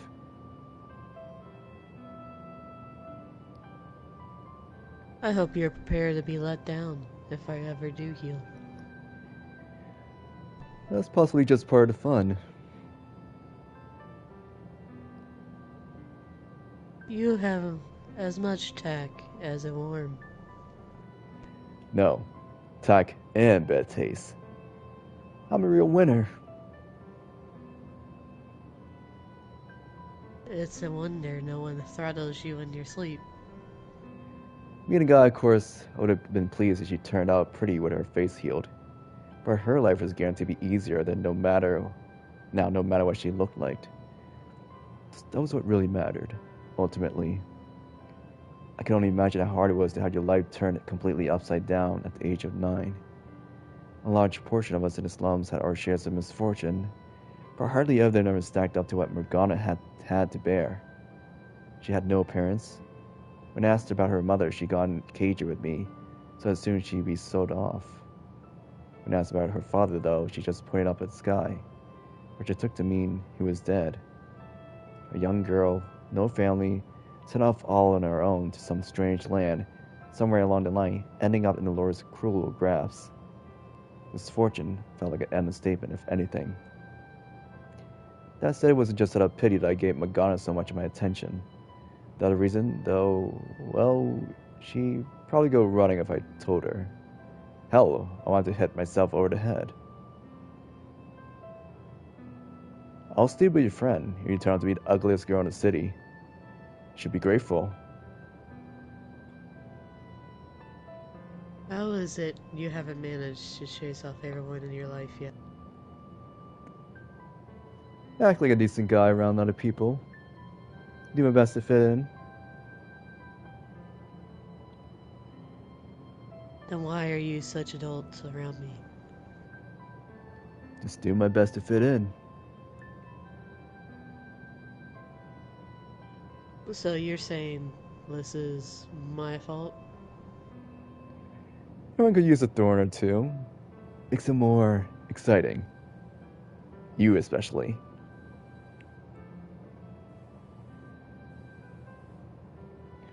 Okay, that should be everything. Does this sting anywhere? Not particularly. Alright. Oh, I'll also finish up here and get back to Maria soon. Unless you'd rather I drag you there. Why? Seriously? It's your damn birthday, that's why. And What do you think, dimwit? She wants to celebrate. Get back there soon, okay? I'm planning to drop by too. Okay? okay. She gave a sheepish nod, which is honestly kind of cute, but of course, I couldn't say that. So I shrugged my shoulders, feigning exasperation, and then turned to leave. Once I might have to offer to accompany her back to the brothel, but Morgana never seemed keen on the idea of walking anywhere with me. Maybe she was afraid of grown men, like what happened to her at Dolores Manor. I mean, she just didn't want me to be seen with someone who looked like her. So, hey, I thought you were leaving. one day, I'll show you the world. I won't get my hopes up. Get your hopes up, damn it. I said with a soft chuckle, and then I took my leave. I had every intention of making good on that promise. I had more than enough reason to believe I could. 3 years back, there was a slave revolt at Dolores Manor. That's not quite accurate, though, because while I was partly responsible for inciting the riot, I wasn't actually a slave. The local lore was spoken of in whispers as the second coming of the great tyrant of old. The people were constantly grumbling about how they seemed to treat the land like its own personal playground, exploiting everything and everyone on it for its own amusement. When enough stress and resentment builds up in a contained space, all it takes is a little shove from the outside to burst. And that was our plan. Me and a number of other dissatisfied citizens gathered together to pop that bubble and give that lord a taste of how we felt about him. With the help of a slave trader, I infiltrated this lord's manor. I'd known slaves weren't treated well, but seeing it for myself, I thought most of these people would have been happier having been born as a dog or cat and owned by someone who actually had a heart. It was revolting, a flagrant injustice. Broadly speaking, there are two types of people who see injustice in the world. The first are those who have everything, who sit unchallenged at the top of the world, looking down on the less fortunate with pity. The second are those with nothing, who wish to overthrow the entire system keeping them down. Should come to no surprise that I fell in the second camp. Once we went inside, I went around the manor telling all the slaves about our plan. Most of them had long since lost the will to fight. With enough insurance, there were people on the outside ready and waiting to help. Glimmers of hope started to return to their eyes. Finding out they weren't alone, they weren't helpless anymore, had an incredible effect on their morale. Once the slaves were convinced, the revolt began. It ended up being much larger in scale than I imagined, and many lost their lives in the process. But a majority of them managed to escape. Naturally, the slaves couldn't stay in the city, so I directed them to people waiting outside who would take them to another city or a neighboring country. I had neither the money nor the power to guarantee them a good life on the outside. But that hardly mattered to them. Everyone was sure that wherever they end up would be better than staying, and I prayed it would be the case. It was during the revolt that I saved Morgana. I would have sent her off somewhere else like all the other slaves, but she was in so dire a condition when I found her that she could hardly even move on her own. She had been sapped of all her willpower. So I brought her to brothel, where a friend of mine worked, and asked her to take Morgana in. My companions and I reveled in the revolt's success. It wasn't enough of an accomplishment to have any real political implications, but we still felt like heroes. Drunk on victory, we started talking about going bigger, started a full-on revolution. Once that elation passed, though, we realized there wasn't much more we could do. Even didn't manage to start a large enough uprising and kill the Lord. We were only peasants. Not only did we not know the first thing about ruling, the other counts would never acknowledge our authority anyway. We would pretend to be in control until the next in line showed up, and that'd be the end of that. So we just ended up sitting on our thumbs, no way to do anything about our discontent. Skip forward to about a month before Morgana's birthday. One day, a middle-aged woman approached me. I'd never met her before, but she had wavy hair that reminded me a great deal of my own. Looking me straight in the eye, the woman said, "Keebo." I was once a maidservant for the Barnier estate. They've done their best to keep it secret, but I had a child with the previous lord. And that child is you. The revelation came completely out of the blue. According to her, I had royal blood. If we could convince the lords of that, I would become royalty. Furthermore, she, as my alleged mother, could return to her old life the manor. The woman urged me to take action, to meet the Lord, reveal my lineage, and reclaim my rightful place at the Barnier's house. I would no longer be a poor peasant living in the slums. I would have a comfortable life. I obviously wasn't going to agree on the spot. Her story is so blatantly dubious I need some time to think on it. If she was telling the truth, though, it could transform our revolution from dream into reality. we wouldn't be able to restrict it to inciting inconsequential uprisings. I could seize power legitimately and make some actual change. So I asked the woman to give me some time to consider.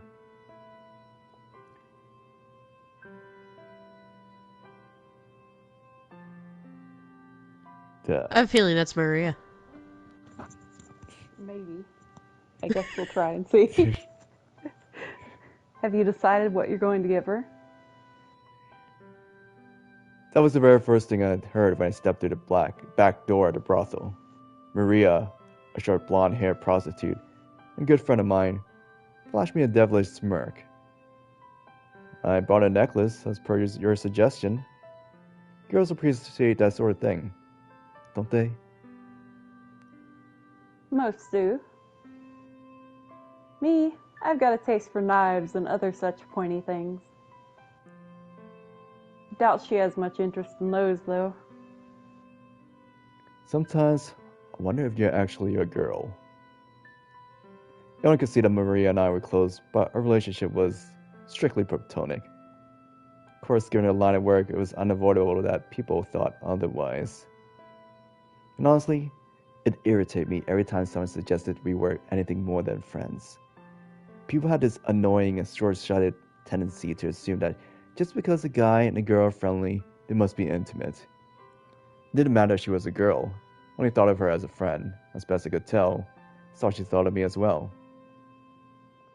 Maria and I first met when we were children. Even at that age, she was already a prostitute. Myself, a petty thief. We were both incredibly lucky to have survived to adulthood with only ourselves to watch each other's backs. It's possible the only reason either of us maintained the willpower to survive this long was because we had each other to bitch about life to when things go bad.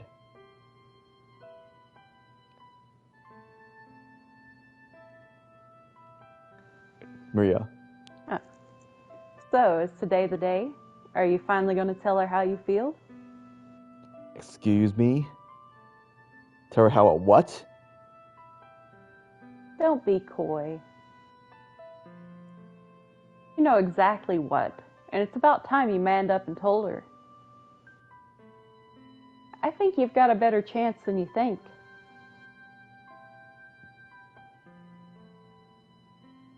Do I need to remind you how old she is? 12 as of today. Practically an adult. I was knee-deep in dick at that age. You're comparing her to you? The longer you hold off on saying something, the more difficult it becomes. Longer, right. Break a leg. Party's going to be in the back, so there won't be any customers around to interfere. Alright. I chewed over what Maria said as I watched her disappear down a brothel corridor. She wasn't wrong, she wasn't overanalyzing. I did indeed have special feelings for Morgana. Women seem to have this strange, somewhat terrifying ability to read people's minds. And Maria was a prime example of that. I never once so much as suggested to anyone might think of anything of Morgana, but Maria has somehow managed to pick up on it almost immediately. Fortunately, she didn't seem particularly bothered by the fact, though if anyone else were to find out, I could only imagine the looks I would get. I mean, Morgana was 12, and I was 22. That wasn't normal. I never felt this way about anyone else that young either. Any other girl Morgana's age just looked like another kid to me. So why was she any different?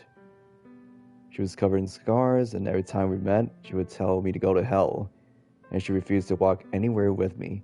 No matter how much ice I broke, I could never seem to get all the way through. And still, the world felt like it was just a little better place when I was with her. You want to see her smile, no matter how grotesque her face. How do I even go about saying it, assuming I actually did?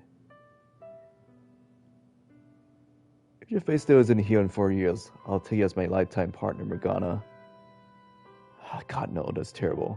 Must be a better way to put it. Now I was getting stressed out. It was all thanks to Maria. This was supposed to be a day's celebration, not of fretting over stupid personal matters. Not long after I arrived at the brothel and made my way to the back room, Maria and a handful of other unoccupied girls showed up. Morgana, who was supposed to be the guest of honor, was even more reticent than usual. The prostitutes chattered among themselves about work and unabashed graphic detail, trading info on which customers were good and which customers were bad. All the while, Morgana looking incredibly uncomfortable. You guys think you could maybe change the subject? Like we have anything else to talk about. Making the birthday girl want to hide in a corner defeats the whole purpose, don't you think? Oh, no. I think that's Morgana. Oh. Oh no, don't mind me. I don't have anything I want to talk about. Morgana said almost in a whisper, her head downturned. At least eat something then. The cookies are barely sweetened and dry as rocks, but edible. Maria. Jacobo, you little bitch. You've got some stones to shit-talk my cookies to my face. Stop it, Maria. Stop throwing things at me. The other girls cackled as Maria and I bickered. Hoping we might have at least elicited a reaction from Morgana as well. I snuck a glance over at her, but she remained expressionless. Maria? You are right about one thing, though. This is Morgana's day. Change the subject. Maria said with a little laugh, having hurled everything within arm's reach at me.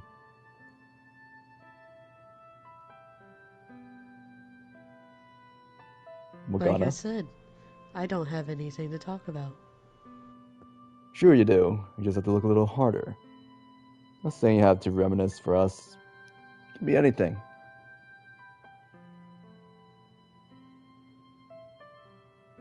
Let's see. Here's an idea. Are there any guys you got your eyes on? I spewed my tea all over the table. There is. And then I started choking. What? Seriously? Holy shit. Who is it? Tell me, who's the lucky guy? God. Damn. Everyone fell silent. Maria gave me a sympathetic look. I knew exactly what she wanted to say. Sorry, kid. You ain't got nothing on God. Asshole. You gotta dream big, right? Yeah, I get where you're coming from. Pitting after the all-powerful, all-knowing God, I'm with you. You bald-faced liar. The grass may be a hell of a lot greener up there, but it's a bit far, don't you think? You're better off settling for the weeds down here. Wait, oh shit. Yeah, we were backwards. You bald-faced liar. The grass may be a hell of a lot greener up there, but it's a bit far, don't you think? You're better off settling for the weeds down here. Did she just imply I'm a weed? Maria looked over and gave a wide grin at the sight of me grinding my teeth, then continued. Say, the young man over... Wait, stop right there. Don't say another word. Oopsie, me and my big mouth. I almost did your job for you.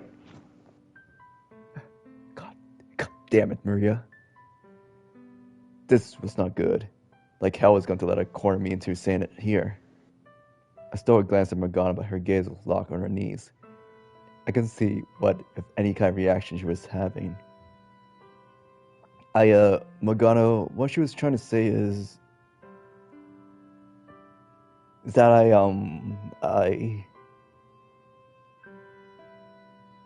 have to go. what? I have to go to the bathroom. Sure. Morgana got up from her chair and left the room in silence. I imagine I was making a rather flaccid expression because as soon as Morgana was gone, Maria had been cackling like a mad woman. My reply was near the deepest object, courtesy of my throwing arm. Loser. How hard is it to just say it? It would have been easier if you hadn't courted me like that. You think I believe you would have done it without a little nudge? I would have. Eventually. Eventually ain't gonna cut it. Now's the right time. And don't worry, me and the girls won't make fun of you for getting your rocks off to little girls. That's not the reason I like her. Besides, I would wait at least 4 years before. Doesn't mean you can't tell her now. I think it'd do her wonders, really. She's, well, you know. So I think knowing someone cares about her will lighten the load a bit. When she comes back, give her the necklace and tell her how you feel. And if she turns you down, we can still have a good laugh about it. Maria and a few other girls chuckled. As uncomfortable as she was making me feel, she had a point. Regardless of whether Morgana reciprocated my feelings or not, there's a good chance that just putting them out there would help in breaking down a wall she had built in her heart. Maybe one day, I would actually be able to see her smile. I'll do it. I'll tell her. It didn't matter if it came out looking like a loser. It didn't matter if Morgana wasn't interested in me that way. What mattered was that she knew someone accepted her, regardless of her appearance or the things she had been through. And if, by some chance, there really was royal blood flowing through my veins, then I could make good on my promise to show her the world. Couldn't end her life of poverty and abuse. Replace it with one of comfort and wealth. I could buy even better medicine, something could actually heal her face. If I truly were royalty, I could do so much more for her. Makes it sound like I want to be some kind of fairy tale hero or something. But honestly, I would have minded that. If I was going to make her happy, to wipe away all her past misfortune, why could I make it a little dramatic? It wasn't usually my style, but in this case, I would have objected to a storybook ending. This, though. No, this was the kind of story I was hoping for. The heavy curtains separated the guest rooms had been torn to shreds, and they were splattered with blood.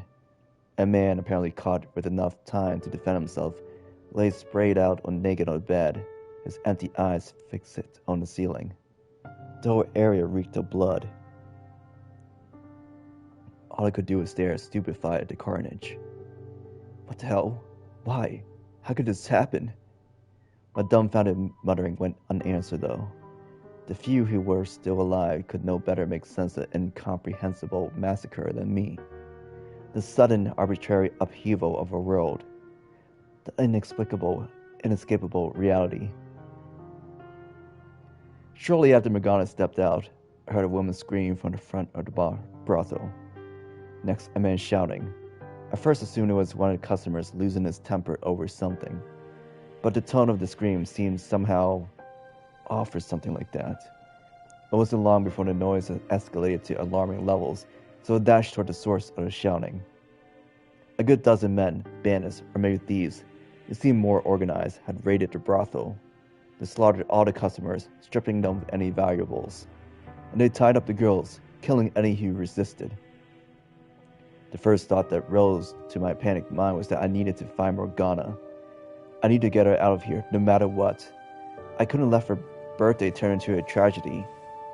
She had already been through enough, and had to make sure she didn't suffer any further. I had to make her life into something good. I searched and I searched, but there was no sign of Morgana anywhere, till suddenly, something seemed to crash into me from behind, causing me to stagger. I took a few seconds for the pain to set in, which is when I looked down to see the tip of the blade sticking out of my gut. Blood streamed along the metal surface, and there were little bits of flesh caught on the edges. I turned around just in time to see the man holding it kick me away. And before I had time to process what was happening, I hit the floor and lost consciousness. If I were a hero, I could have surely eradicated all the violent intruders in the blink of an eye, saving everyone, protected that which I wanted to protect. Not had to lose anything. But I was a mere boy. A weak boy, helpless against a few robbers. I used this boy, unable to protect anyone. When I woke up, Maria was kneeling over me, sobbing, no sign of the tough, foul-mouthed girl I knew. Aside from her, there were 2 other girls, also crying, leaving only 4 survivors. Apparently, I wasn't dead. Looking down, I saw my bare stomach wrapped in blood-soaked bandages. The brothel lay in ruins, a bloody pile of torn bedding, clothes, and bodies. I made my way back to the front, and all I could do was stare stupefied at the carnage. What the hell? Why? How could this happen? My dumbfounded muttering went unanswered, though. Maria stood beside me, quietly rubbing her trembling arms. Where's Morgana? I couldn't find her. I think we're reversed again. Shit. Where's Morgana? I couldn't find her. Why not? I'm sorry, I looked everywhere. But I couldn't find her. I'm so sorry. I wanted to say I wasn't blaming her, but I couldn't find the words. If I had the power, I could have prevented this from happening. What kind of power would I have needed, though? The physical strength to overpower the thieves? No, I need to think bigger. If I were a peasant, the son of real influence and import, no one would dare stand up to me. No petty thieves would ever even consider a raid on me. I would have the power to punish anyone who tried. But regardless, this would have never happened at all. I was supposed to give Morgana a good life, to show her the world, to make her smile. If only I had power. Absolute, unflinching power. If I had climbed to the top of the ladder when the chance was offered to me, this all could have been avoided. If only I had asserted my place as a royalty a month earlier, as the woman who claimed to be my mother had urged me to. I wanted power. The power to keep everything I care about safe. The power to change this damned world. The power to stop those filthy thieves. The power to keep her by my side. I wanted power. I heard about the attack on the brothel. That you were hurt. So I'm glad to see you're well. About a week after the raid, I went to see a woman who professed herself my mother. Oh! Just keep going. As you would expect of someone who had served at the old Lord's manor, she was very elegant and graceful. The shack where she stayed, though, was shabby, drab place with bare wattle and daubed walls. You were concerned about my safety? Of course. Show me a mother who is not always concerned about her child's safety. Said the woman I'd never seen until a month ago. Physical distance has no bearing on a mother's love. She said with a soft smile. Age has clearly begun to take its toll on her. I could see hints of former beauty. If you had gone to speak with the Lord and revealed your lineage when I first came to see you, you would never have been in that kind of danger. There is still time. Go to the Lord's manor. Show him. I'm not really your son, am I?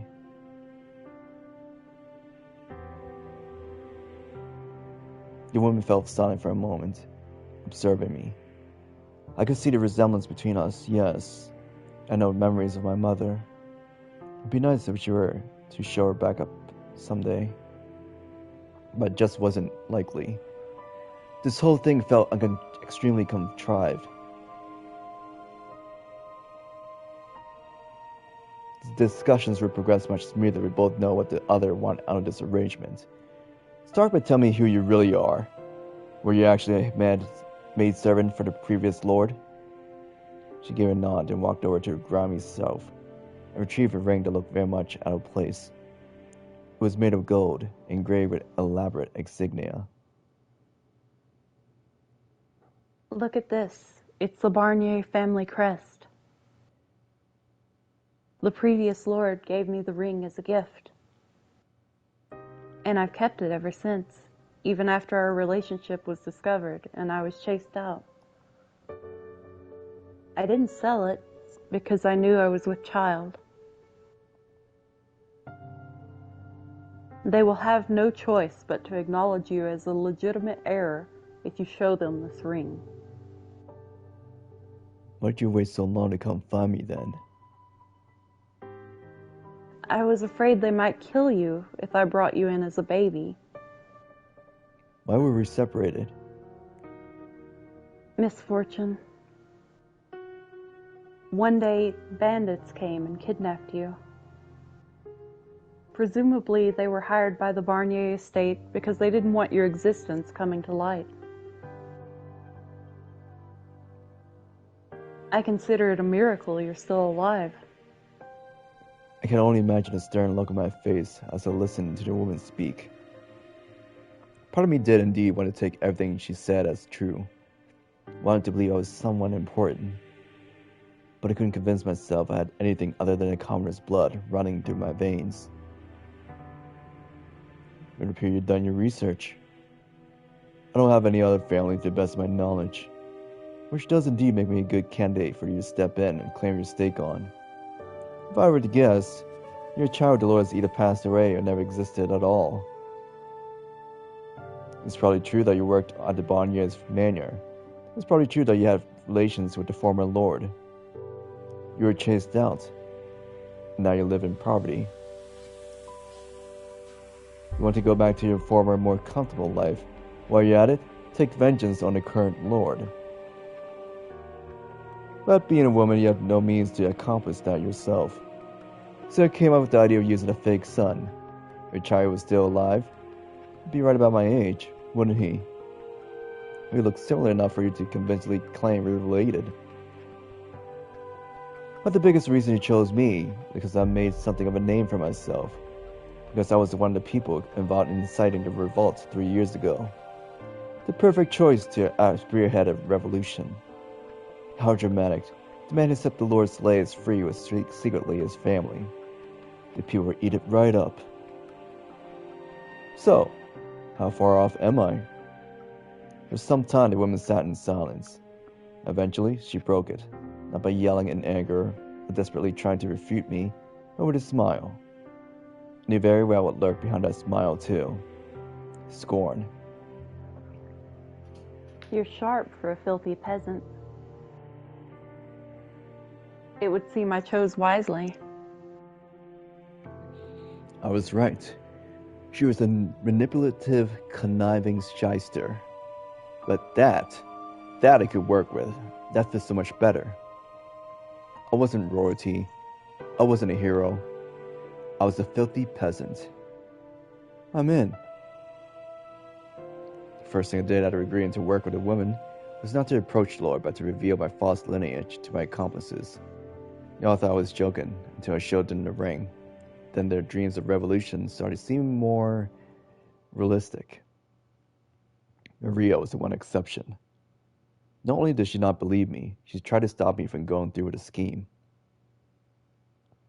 Haven't you had enough danger for one life? Come on, forget about all this revolution stuff. We can build up a new brothel and just stay low for the rest of our days. Does that really sound so bad?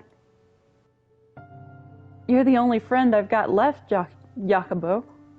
Giacomo, because I'm French right now. Okay, Jacobo. She says somewhat desperately. I sympathized with her concerns, but I didn't want to let this chance to gain some power, real power, slip away. I was done having things taken away from me.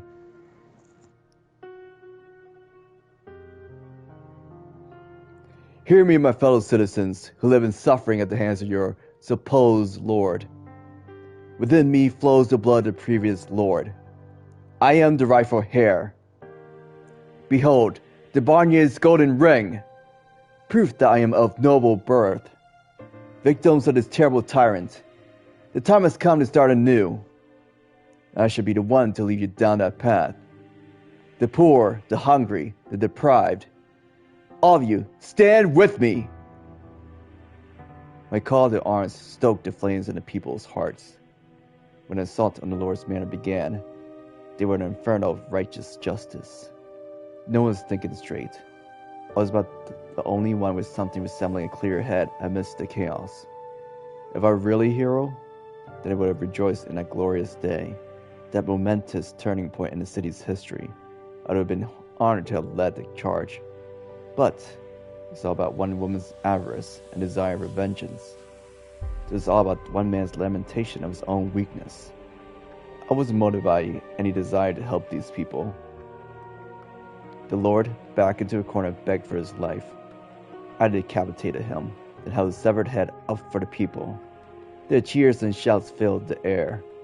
As I watched and rejoiced, I wondered, was this the future that awaited me? Would the people come after me next? Was my head going to be in one of their hands one day? The king and the other counts acknowledged my royalty, though it was less because I had the Barnier's ring, and more because they thought it was the best way to prevent things from getting any messier.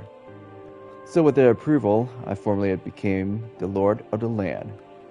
I also assumed the former Lord's name because, despite his reputation with his people, it was a name people knew, one that held far more clout than my own. And just like that, my long-time dream of power had come true. That said, simply becoming the Lord didn't mean everything had fallen neatly into place. Many local noble families accused me of acquiring my rank illegitimately. They waited, fangs barred for me to slip up. They even tried to set me up on more than one occasion. I couldn't trust anyone. On top of that, if it took too long making the improvements I had promised the people, they would start saying I was just as much of a tyrant as the previous lord. There's only so much I could do at once, though, especially with my hands so full, fending off the vulturous nobles. Exhaustion soon began to set in. This wasn't the world I was looking for, the one I wanted to show Morgana. It was the day after the draining day of betrayal, constantly having to look over my shoulder.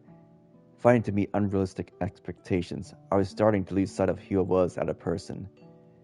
I couldn't let anyone see me looking weak. They would see it as an opportunity to take advantage of me, to manipulate me, to eliminate me. I needed power to protect myself from those people. Attaining rank was only the first step. I needed even more power. Enough to ensure no one would ever be giving me orders, could ever play me for a fool. I turned my attention first to bolstering the economy. I provided subsidies to merchants in the city, expanded trade routes, and made it known that people of any skin color, and those not welcome in other territories, were welcome in my land, trying to bring some vitality to the city. The previous lord had evidently loved to throw parties, squandering away nearly all the tax money on his own entertainment. If it left me more to work with, I would use it to clean up and repair the slums. But for the time being, that had to remain another item on the checklist. I needed more money flowing to the city as a whole, because I couldn't make my headway on fixing up the poorer areas.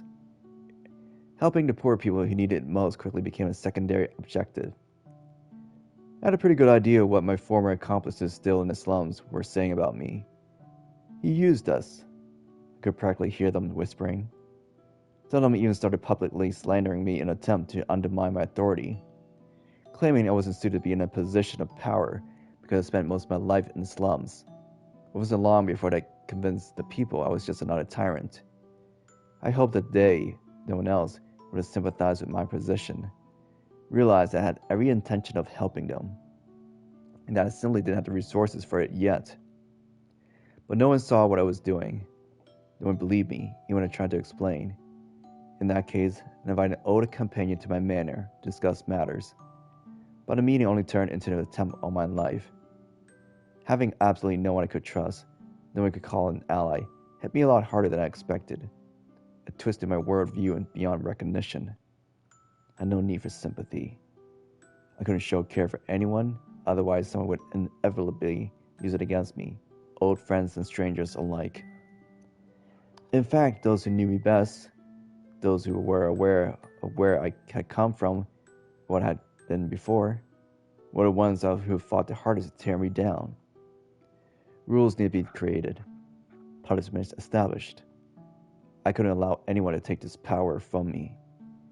Anyone who so much as suggested I'd come from the slums, anyone who dared disrespect me, had to be eliminated. All threats exterminated before they could reach me. Somewhere along the lines, I lost sight of my original dream. Lost all my desire to do right by the people I cared about. Hell, I didn't have anyone to do right by anymore. Why did I need to climb to the top of the ladder? So no one could kill me. Why did I want money? So no one could mock me. Why did I want power? So no one could oppose me. 4 years passed. I found myself in a very, very distant place. Miracle blood sounds like a sham to me. You never know.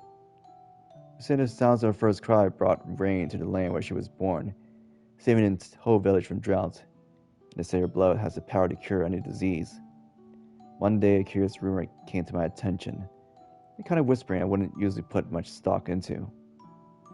It said there was a witch living in a cottage by the lake.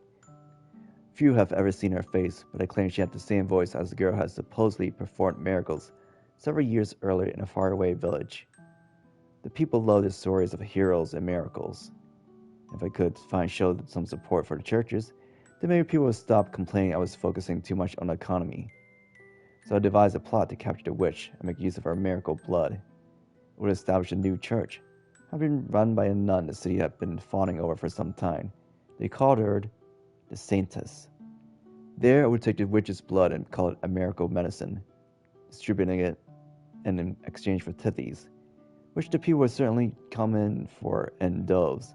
If the blood somehow did happen to have special powers, then it would make the scheme that much more effective.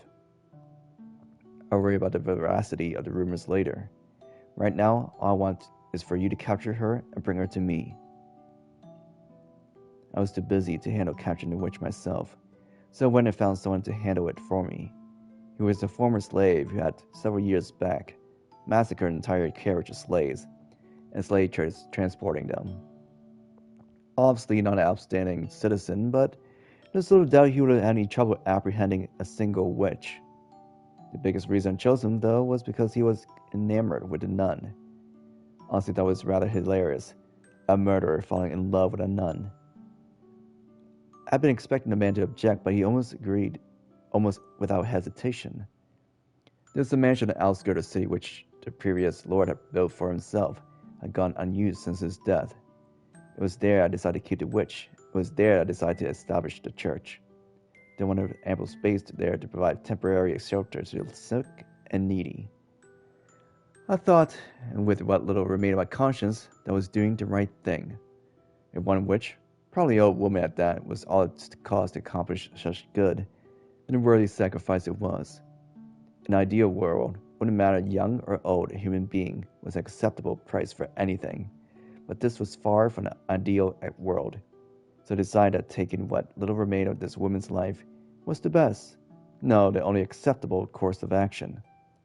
She would probably despise me for it, but I would gladly accept her hatred in exchange for the benefits her blood would bring the city. It's our responsibility to offer a helping hand to the sick and the poor, to pray for the abandoned souls. Morgana's word from years back popped back into my head.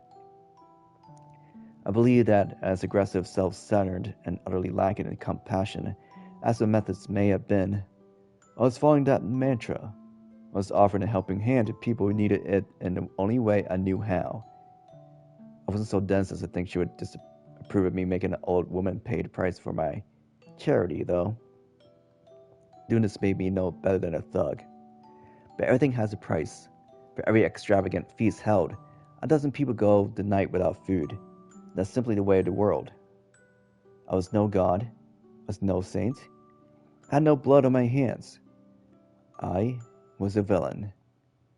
I knew no way to accomplish good without doing bad. After the swordsman departed, I took some time to myself. I filled a goblet with water, smelled it, then gave it a bit to my pet dog before gulping down the rest of it. Are you still out there somewhere, Morgana? What'd you think of me? So what I've become? Several days later than originally planned, the swordsman finally arrived at the mansion. I had chosen the observation tower on the grounds of the witch's prison. I was there, I waited for him. He showed up with a burlap sack, swung over his shoulder, setting it down on the ground and saying, "There's your witch." I could only hear muffled grunting from inside his sack, but it didn't sound like an old woman inside. The man's clothes and the back both reek of blood. Tell me you didn't harm her, dog. I smell blood. You only instructed me not to kill her. Mistakes were made, limbs were lost. I cleaned up all the blood I got on me. No one suspected anything. That you're able to immediately recognize it to smell blood says quite a bit, Lord. You got killed before, haven't you? Enough yapping. She is alive, yes? Of course. I felt a tinge of guilt for the woman, but it didn't last long. Her role in my scheme and the fate that awaited her was the same regardless of the conditions she arrived in. I tossed my gaze from the man to the bag. He crouched down to untie it, revealing a young girl with one arm severed. As soon as I saw her, I knew exactly who the girl was. But why? What was she doing in the bag?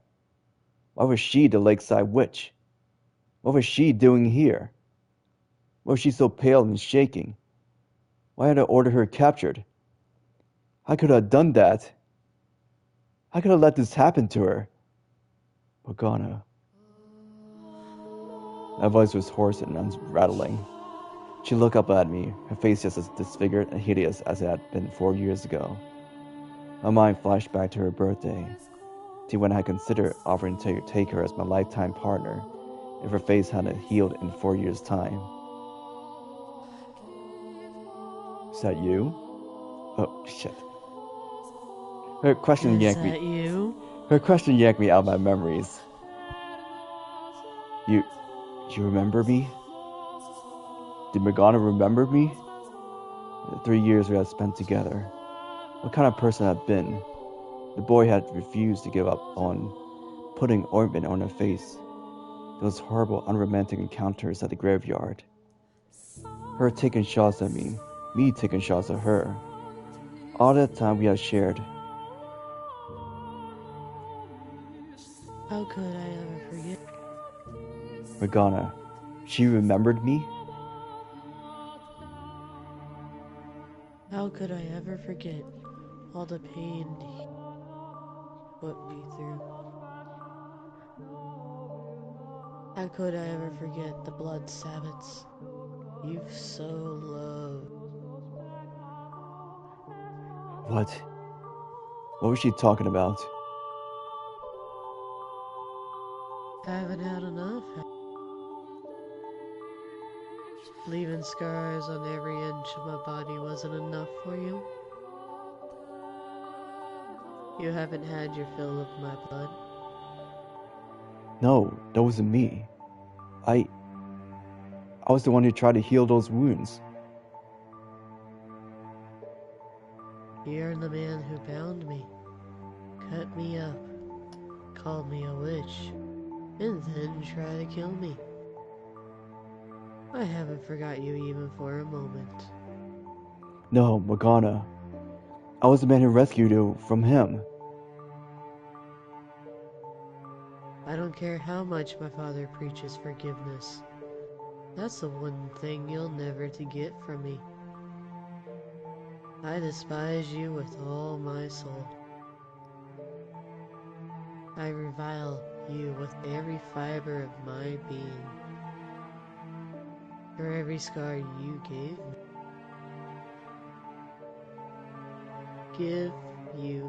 I give you a lifetime of hatred. No, Morgana. I was not aware you knew the witch, Lord. His voice made my blood run cold. I didn't just know her. Morgana was... this man, the Lord.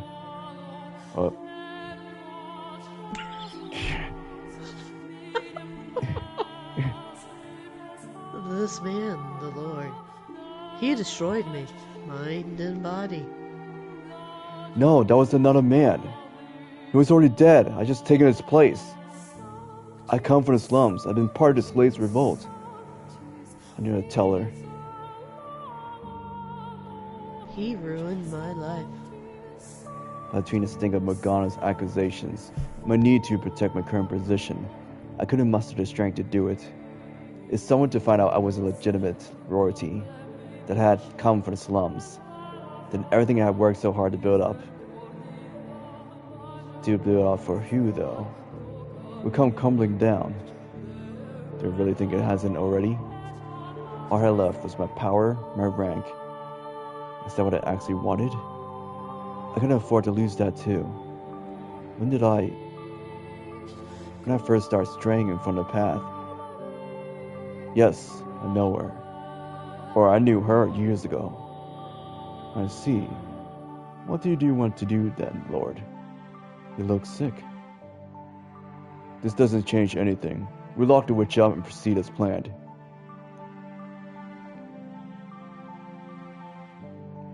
Why? Why couldn't I tell her the truth? How? I couldn't keep her imprisoned. What? What did I want power for in the first place? Would anyone ever believe me? I said this wasn't how I wanted things to turn out.